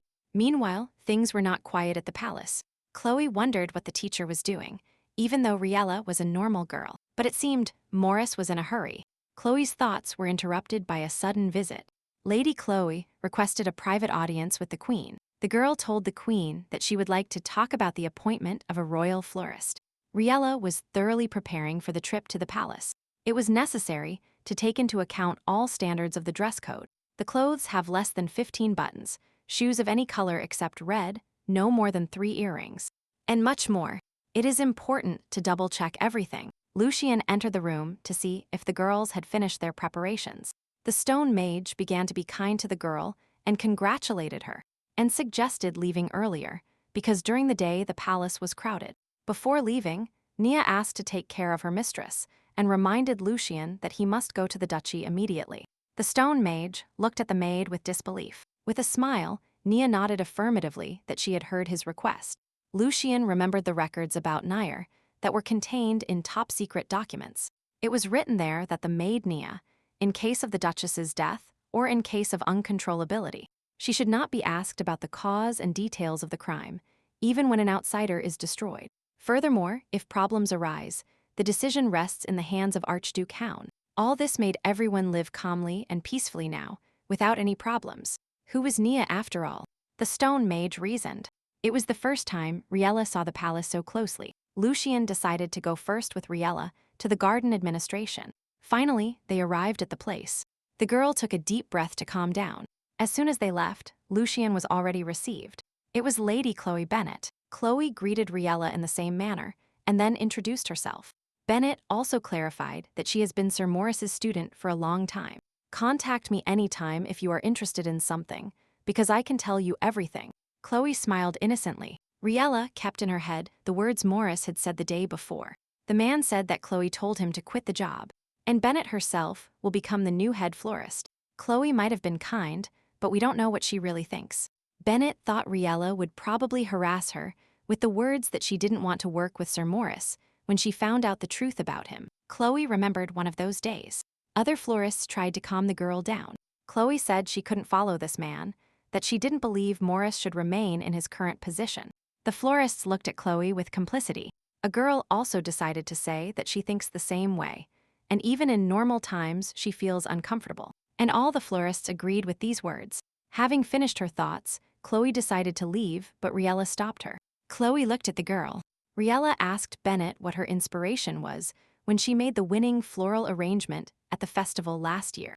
In an interview 3 years ago, Chloe said she really liked red roses. But in an interview published a year ago, Bennet changed her mind and talked about pink peonies. Riela kept asking and asking questions. Lady Chloe usually doesn't sign autographs, but Riela had one. Chloe signed an autograph because she didn't expect it and was very confused, and she had to make Riela leave her behind. Lucien asked Riela what she thought of Lady Chloe. It was difficult for her to say, although her flowers always attract attention due to their bright colors. But if Sir Morris's words were true, then her opinion would change. Sir Morris welcomed Riela to the garden administration. Riela said she enjoyed Lucien's tour and even met Chloe Bennet. Morris asked what Chloe said at the meeting, but she only said that if Riela had questions, she could contact Chloe. Now Morris himself decided to give Riela a tour to show the full extent of the work. First, they went to one of the central gardens, the Summar garden, and, as the name suggests, roses grow in the center. Riela was surprised. The garden really looked real. The scale was amazing, and when the roses bloom, this place will become much more luxurious. Since the garden is central, fortunately Chloe did not take the workers away. The royal gardeners take good care of it, but there are problems with other places. Morris took the girl to a place. There is no distinct name for this place. This garden is located in a secluded area and is therefore rarely visited. And it is difficult to maintain as there is little sunlight. Morris tried to decorate this place with unpretentious roses, but Chloe attracted many of Sir William's subordinates, and they left. So you want to entrust this garden to me? Riela asked. Morris said he would take care of this garden himself. He had another task for the girl. she had to create floral decorations inside the palace. If you divide the areas and take into account that you need to make one decoration every 3 days, then you will need at least 30 pieces per day. But the largest number of decorations Riela made barely reached 50 pieces, and only with the help of friends. But here 30 pieces are needed daily. Riela decided to run away, but Morris stopped her and they started arguing. Because he said they needed to make simple decorations, Lucien tried to calm them down. But nothing worked. 12 seedlings of a rose variety that is not sold anywhere, and moreover, the yellow Archella glory, the girl exclaimed. Before coming here, you left your conscience at home. Even bidding has its own rules. Morris was indignant. But Riela objected that now was not the time to talk about her conscience. Then, let's settle on 8 seedlings and 2 colors of tulips as well. If this doesn't suit you, then I'll go home, Riela said. This was the first time Lucien witnessed such bargaining with his father. So, Riela officially began her first day of work. There are so many different flowers here that you will have to work hard, one of the administration's florists told the girl. Since Riela didn't need anything else, the girl stayed to work. There was a large quantity of flowers, and Riela would have to work tirelessly. To begin with, the girl decided to process the variety. Queen Christina Riela spent many hours queuing at the flower festival to see this variety. Someone shouted loudly behind the girl. It was florists from the garden administration. One of them introduced himself as Martin. Riela nodded her head in greeting. Martin said that the workers here are different from those in street shops, and that he will instruct Riela. And naturally, you cannot allow the stem and bud to have defects. Prepare as much as possible and choose the best, Martin said arrogantly. The girl thought Martin's way of communicating was strange, but she remained silent. Afterward, Martin, in an orderly tone, said that under no circumstances should a thorn stripper be used, because suddenly, when using it, the girl would damage the stems. It must be processed manually. After wishing her good luck, the florists disappeared from sight. As soon as they left the garden, the florists started laughing heartily, because now is the period when roses grow with many thorns and leaves, so Riela will have to work hard. With a thorn cutter, she could remove thorns in one move, but with pruning shears, she would be fiddling for a long time. One of the florists doubted that they acted normally, because it was their job. Let her return to the mansion and cry over the property she managed to get. Martin growled with annoyance. This is not a hobby for rich people, the florist continued his speech. It wasn't enough for her to get rich overnight. She also decided to work in the palace. Martin was indignant. The next morning, when the girl woke up, she remembered her extreme fatigue from so much work. Although Martin said not to use a carrier, there is no way this amount can be processed manually, Riela thought. It was enough to handle the flowers without damaging the stems, so the girl still used a thorn cutter. Nia, while dressing her mistress, suggested to Riela that she should kill the scoundrel who joked with her like that. Riela said she knew those people wanted to harass her, but compared to the past, they are kind. The girl also had thoughts about these people. Nia asked Riela to make sure to say it, because the maid was doing her best to restrain herself. Although Riela pretended everything was fine, she worked too hard yesterday and now has no strength left. The Archduke entered the room and said the girl looked tired. Riela started saying it was the first day and she would get used to it soon, but John interrupted the girl and told her that Lucien was the president of the Round Table. The Archduke told Riela to leave Lucien alone starting today. Riela made a blank face and said she didn't know Han was so worried about Mr. Lucien. The girl wished him good luck in opening the second door and said she would remain grateful to Lucien for a while longer. It seems the Archduke didn't count on this. He didn't understand why her words were so different from his spiritual intentions. If this continues, then when she cleans the room with the stones, Han continued thinking. After the room with the stones, the Archduke will want to kick someone else out. Han thought it would be much better if he were the president and not Lucien. This was the first time Han felt lost, as if he were in a fog. Madame Melda searched the entire mansion for Riela. The Archduke asked Melda what happened. She replied that Mrs. Riela mixed things up and took another basket. Since the lady had no time to eat, she asked to take food with her, but the lunch basket got mixed up with the gardener's basket. Han took the basket and decided he would take it himself. While Riela and Lucien were driving to the palace, the stone mage decided to express his gratitude to the girl. For his father, it was a shock to hear Chloe's words, so he gave up for a month and, thanks to Riela, his father was able to recover and return. Riela thanked Lucien for his words, But the girl still didn't understand why they needed her, because there were many good workers in the palace. The stone mancer was surprised that Riela really thought that, without being modest. Lucien reminded Riela how many times before he had praised her skill. Under the influence of his father, Lucien has had high demands since childhood, so it's not so easy to attract praise. Riela said that the only thing she could do was to learn from capable people and repeat their work. But ordinary people look at a book and see how it's done, but they can't even repeat it. And even what is written in the books is a plausible forgery. Therefore, if unprepared beginners accept them, and the result does not match the image, these people quickly give up. Lucien asked Riela if it was true that she would participate in the flower festival for the first time this year. The girl replied affirmatively. Lucien smiled and said he would be waiting for the results. Upon arriving at the garden, the girl found no one. Since yesterday she finished sorting the flowers, Riela decided to look at the book she really wanted. Sitting comfortably, Riela began to read. There were many things in the book that Riela still didn't know. She read and read, looking at every illustration. Martin came to the garden to check the roses he had ordered processed yesterday. If done well, Martin will take credit for the work. If not, he will say the skills are terrible, and they will force her to train. Martin walked happily, anticipating his triumph. Someone behind him called the florist. The man introduced himself as Jerome, Sir Maurice's gardener, explained that Maurice asked him to deliver a letter for Lady Riela. But he had no idea what she looked like or where she was. Martin smiled and asked him to take the letter himself, as he was Lady Riela's colleague. Before delivering the letter, Jerome asked his name. "Call me Paul. I will definitely tell Lady Riela," Martin said with a smile. As soon as Jerome left, Martin ran to the corner and started laughing wickedly. He opened the letter and began to read. The letter said that Sir Maurice would not be able to come to work today. Furthermore, the girl had to prepare flowers for the king and queen, and diagrams made specifically for the king were also attached. Martin was indignant. The diagrams were very easy to understand. There was too much text in the manuals, but here everything was at a glance. After hiding the letter in his pocket, the florist happily got to work. When Martin reached the garden, Riela said she had processed all the flowers assigned to her yesterday. Martin was surprised. He thought she wouldn't be able to come in today, but she arrived even earlier than him. The florist also noticed that the girl tried to do the arrangement herself, without even asking him about the basics. What could a newcomer possibly know? Martin thought, what if the flowers end up in the king and queen's room like this?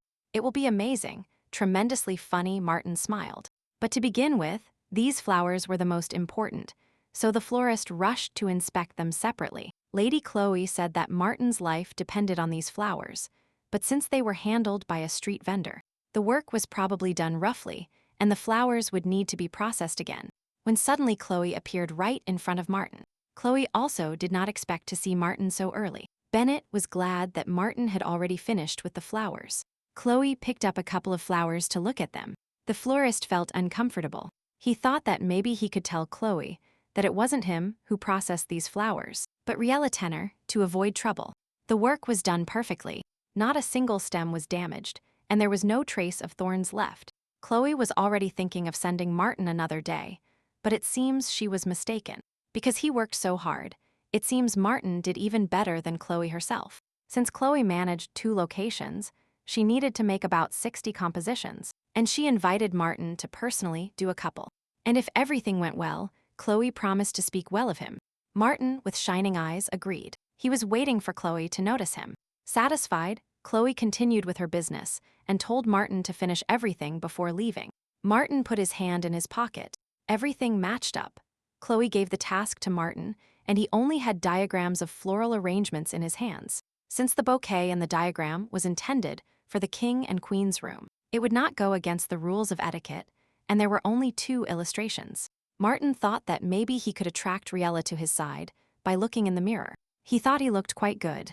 Besides, Riela is now the richest on the continent. Although she didn't receive that much, she is still in the duchy, where there are many servants, and there is always a roof over her head. Martin decided that he would pressure her first, and when things got difficult, he would become friendlier and easily adapt to her. Riela was quite pleased with his face, and it would be nice if he was neat and obedient according to his appearance. And even if not, we will tame her a little, Martin thought. Martin's thoughts were suddenly interrupted again by someone. Where is Riela tenor Martin? He felt uncomfortable after this question. The florist had never seen this man in the administration before. This woman, Martin started to say. How can someone call Riela so rude? Hone said indignantly. Riela sat down and waited for Sir Morris.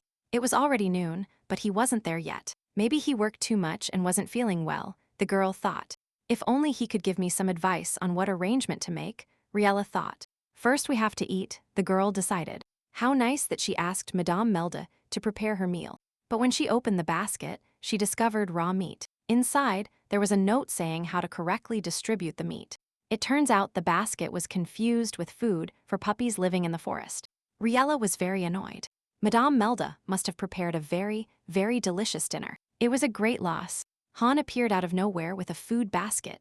The girl was happy to be able to have lunch after all the aroma from the basket. It was excellent. It was the same basket with lunch that Madame Melda had prepared. The girl immediately started eating, but she paused to first thank the Archduke for bringing a basket with lunch. However, if you came on business at the palace, you can proceed with your matters, Riela said. Han replied that there was nothing to do and that he had come simply to swap the lunch baskets. Riela wasn't sure why Han was only bringing her lunch. It was a long way from the house to the palace. The girl invited the Archduke to have lunch with her. Han noticed that he hadn't seen Sir Morris for a long time and asked Riela where he was. The girl heard from Lucien that Morris wasn't feeling well and would work alone today. Han was indignant. Riela replied that she was fine, but the Archduke's expression did not change after her words. He stood up and proudly said that he would help the girl. The day was already coming to an end. The queen was preparing to go to sleep. She asked for the sweetest tea possible to be brought to her. Sitting in front of the fireplace, the queen noticed something unusual.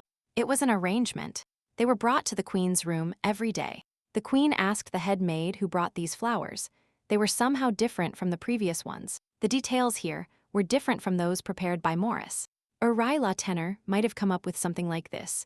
The queen allowed her to enter the palace because she thought it would be much easier to observe her here than in the duchy. But this was very different from the scenario planned by the queen. The queen wondered whether to leave everything as it was or try to annoy Riela a little. The king entered the room and greeted his wife Letitia. The queen was happy. Her mood improved. He asked her what she was thinking about. Letitia replied that she remembered the time he confessed his love to her, how she cried while confessing, and then immediately asked to save John. Afterwards, the king asked what John had recently brought to the room, and the queen pointed to the flowers. The king liked the arrangement, and Letitia decided to leave everything as it was for now. The next day, when Sir Morris went to work, he apologized to Riela. He said he even wrote a letter, but Riela said she hadn't received anything, and she asked how Morris was feeling. Morris replied that his muscles were very tired from overwork, but that everything was fine now, and he asked if anyone from the palace had contacted him. Riela admitted she was worried, but no one complained. She worked hard on making the arrangement, sticking to the basics, and fortunately everything turned out well. It never happened that the first created bouquet was reviewed by the queen. The man said that the letter written for Riela was received early in the morning by a man named Paul. Working with Morris, they completed it much faster and even received praise. Martin located Riela when she was alone. The florist tried to make it look as natural as possible and greeted Riela.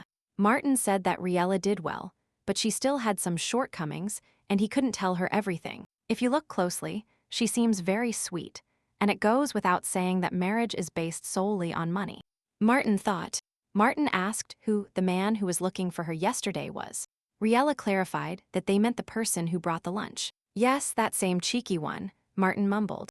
Riela told Martin that he was the gentleman of the mansion. Martin said that Riela should tell this gentleman of the mansion to be careful with that attitude towards people. Moreover, no one should come here. After these words, the florist went to buy flowers for Riela to process them this afternoon. In her private office, Chloe shouted at Martin that he could not use the jewels he made. She couldn't believe Martin had created this beautiful bouquet. Both the composition and the shape were very good in that bouquet. But she didn't really know that white narcissus cannot be used in bouquets for the foreign ministry meeting room. This is the basis written in the textbooks, Chloe said, and the flowers were arranged very randomly. This composition was a complete failure. Chloe asked if something happened at Martin's house. The reason I still believe in you is because you arrive early and prepare for work. But if this continues, it will be a problem, Bennett said, dissatisfied. Chloe concluded by saying that if Martin could not understand the basics well one more time, she would look elsewhere. Martin walked away annoyed, thinking that maybe he should meet with Sir Morris again. He was annoyed that everyone talked about books. Martin believed that it was not necessary to study books to arrange bouquets all day, and that it was better to flirt with girls at that time. Martin decided to test his theory to see if books were really useless.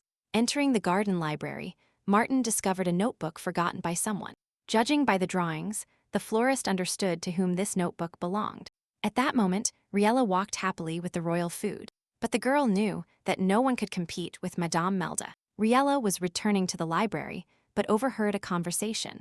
It was said that Martin was counting on Lady Chloe's approval. They were talking about an asymmetrical new moon composition made of peonies. Returning to the library, Riela discovered that the notebook was missing, but she expected it.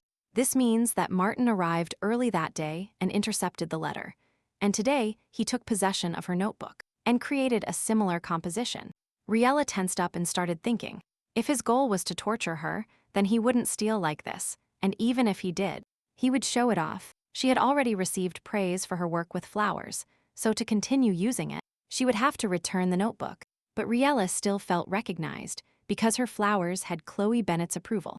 But the girl heard that neither Sir Morris nor Lady Chloe approves of stealing from other colleagues. Can she take advantage of this? Riela thought.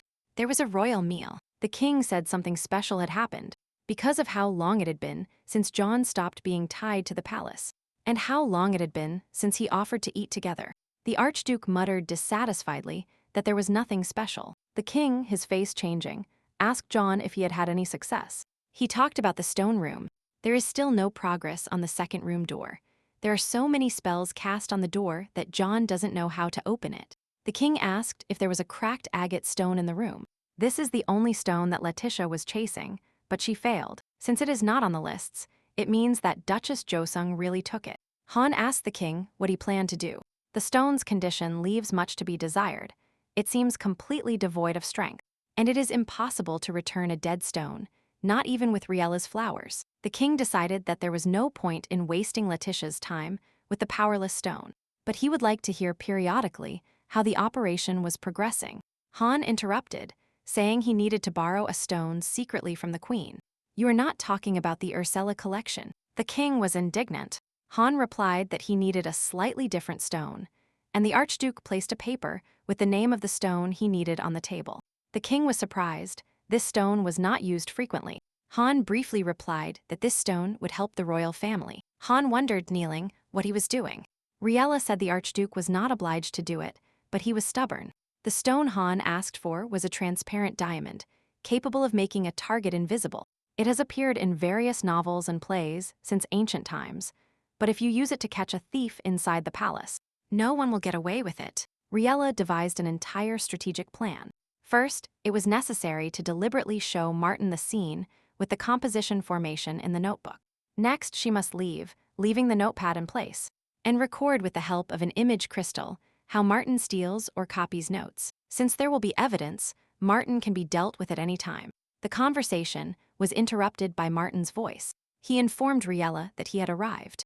In that very second, Han used the crystal. Martin approached the girl and asked what she was doing there today. Han was already nervous, irritated by Martin's familiarity in front of Riela. Riela said she had prepared flowers, but they were in another studio, and she promised to return quickly with them. And she quickly left the garden. Martin seemed very satisfied with this development. Approaching the table, he noticed the girl's notebook. All her recordings and projects were there. Martin smiled. This was a great help. Han closely observed the florist's actions. Until the sketch was copied or stolen, Martin could not be touched. Riela demanded that Han promise not to threaten Martin, because if he exploded and was revealed, it certainly wouldn't benefit anyone. The Archduke remembered how Riela fervently asked him about this. Stupid girl, she won't even realize I'm taking this, Martin exclaimed. I like the fact that her face looks good, but her head is foolish more and more each time. Martin continued mocking. Han was already at his limit. If it weren't for Riela's request, Han wouldn't have left a wet spot on him. Lucien thought. Martin quickly copied all the notes into his notebook. Looking around, he started thinking about what else he could do. he found scissors that belonged to Riela. He took them and waved them satisfied. Martin hit the table with the scissors and started moving them back and forth to dull them. Next, he took the flowers that the girl had to arrange and started drowning them in water so they would lose their appearance. Once everything was done, Martin felt better. The florist decided to flee quickly before he saw him. The stone mages stood and watched to see if those people really still existed. That's why I said not to enter the palace. John was angry. They both had no idea how to resolve this problem peacefully. They left together to think about what to do. At that moment, Riela was walking through the garden. She didn't want to run into Martin again, so the girl decided to waste a little more time. But the girl couldn't shake the feeling that she was using powers of too high a class. And she thought about how to thank them. She decided to lend the desired stone to Mr. Lucian and raise brilliant elves for the Archduke. Riela met the florist Sophia. Sophia asked for help with a simple matter. The job consisted of tying a ribbon around every tree and every flower, except roses, so that those responsible would check and dig everything up. Sir Morris has decided to carry out a major redesign of the garden and plans to decorate everything with roses. Sophia said. Riela had heard that they were going to decorate the garden, but she didn't expect them to change it so much. There are many strong and beautiful plants here. It would be a shame for them, the girl thought.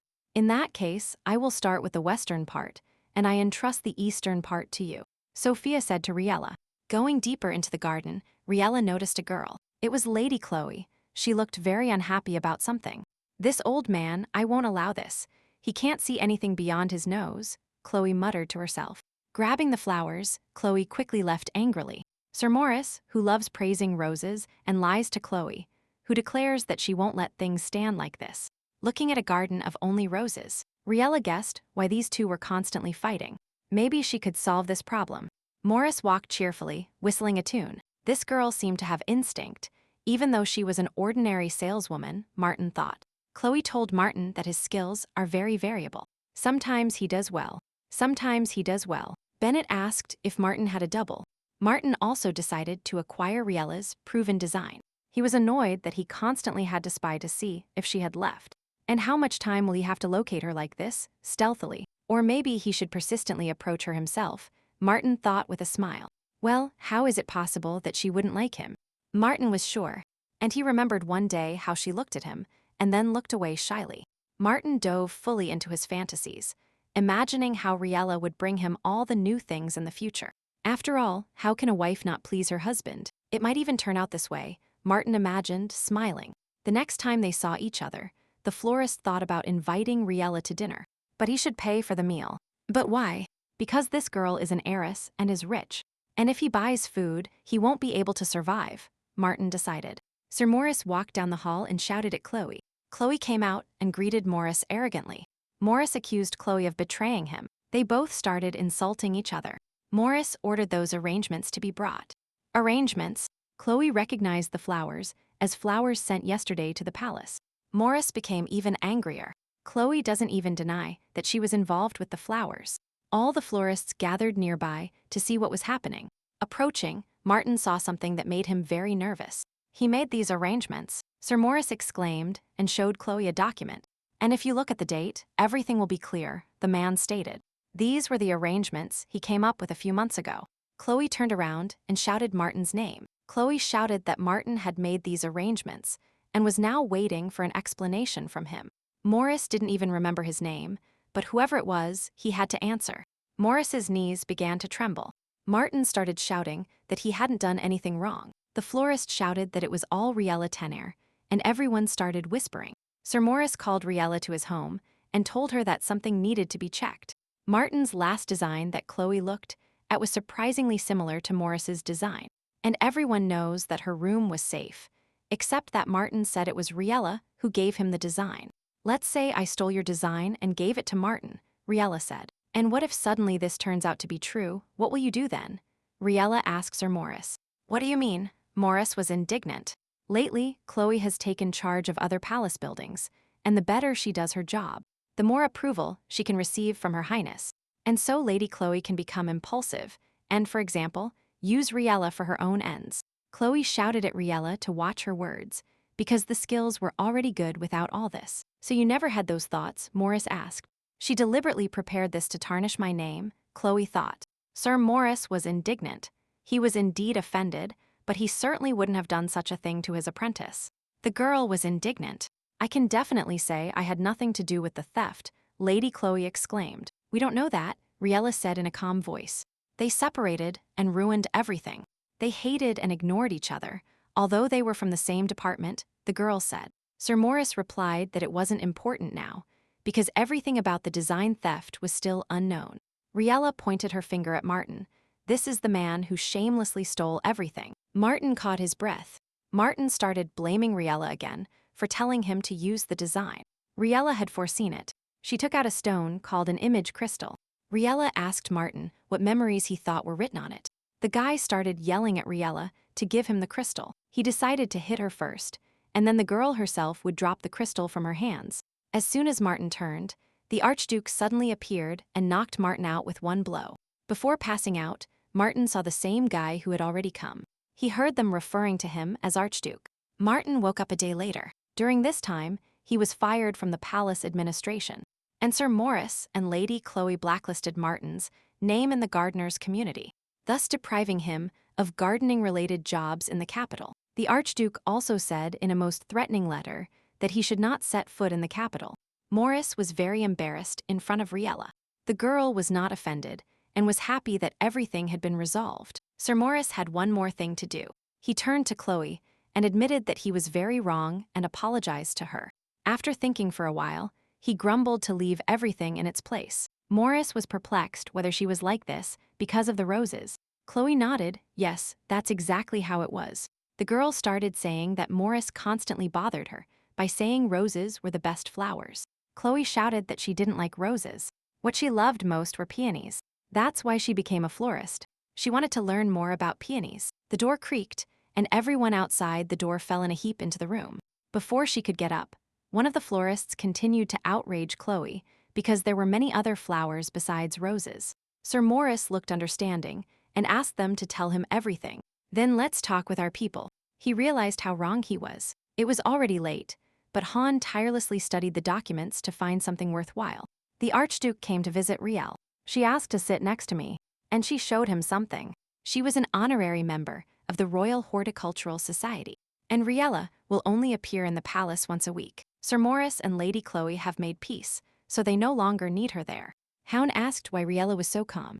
Because what Martin did to her was unforgivable. She remembered how she had said back then that she knew in advance that Martin would attack her. Riela immediately saw that, for this man, she was already one step behind him. Therefore, no matter what, he will always shift the responsibility onto her.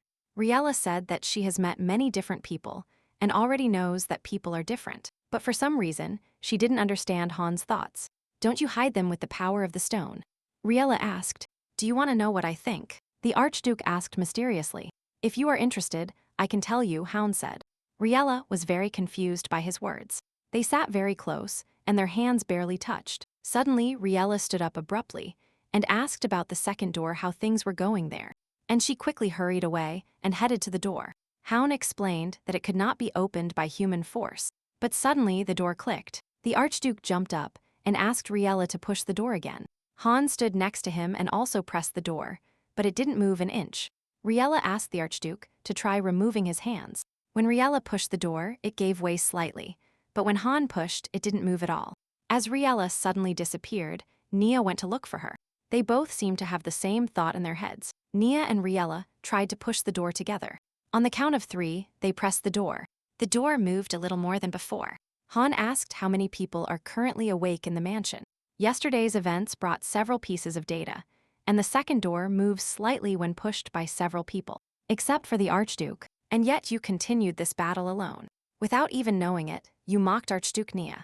Han even broke his pen in anger. First, he decided to calm down. However, even with a large number of people, the door could not be opened. They compared different combinations of people, and the door only started to move under certain conditions. When there were the most people meeting the requirements, 2 boyfriends, 3 gardeners, 3 brown-haired men, and special people, Lady Riela and Nia. There were probably hundreds more of these conditions. Before Riela arrived at the palace, Han needed to analyze everything. The queen seemed displeased and asked if this was related to the stone room. It seems that opening the second door requires the cooperation of many people. The knight replied to the queen. There was a lunch in the main garden of the Morris family. Morris's father and son were already waiting for Riela. The girl thanked him for such an invitation. Riela also brought a gift for Madame Morris. Madame Morris was very embarrassed. This was the rarest dinnerware collection in the world. After Madame Morris saw the gift, she shouted at her husband to make sure to give Lady Riela that new variety. Madame Chloe suggested trying the jasmine tea she grew. Sir Morris interjected and said that Riela should try the rose tea first. And again, they had an argument. These two look like family when they are angry with each other like that. Jealous, Riela said. Han asked why she was jealous, because she had older sisters, and asked about her parents. Riela said she could never see her parents again. Her older sisters took care of her until she turned 17.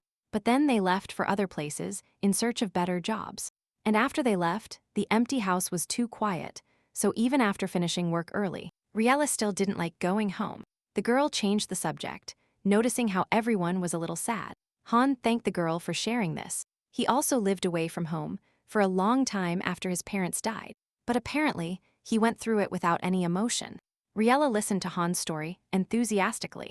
It was already evening, and we had to return. Riela was very tired during the day, and after driving a little, Riela fell asleep, leaning on his shoulder. Upon arrival, she woke up in her bed. Riela thought that maybe it would be worth repeating a little of what Sir Morris had taught her, and she sat down to read the newspaper. But Riela's thoughts were interrupted by an unexpected article in the newspaper. The newspaper reported that Princess Charlotte L. Priony personally revealed that the trip was organized for the purpose of finding a partner with Archduke John. Archduke John is getting married. The Archduke entered the hall and wished her a good morning. No one even paid attention to John. It seemed that the room was very cold. What happened? The Archduke asked. Nia crossed her arms and asked him if he was really getting married. At her words, the maid threw a newspaper on the table and shouted at Han to try and explain what it was.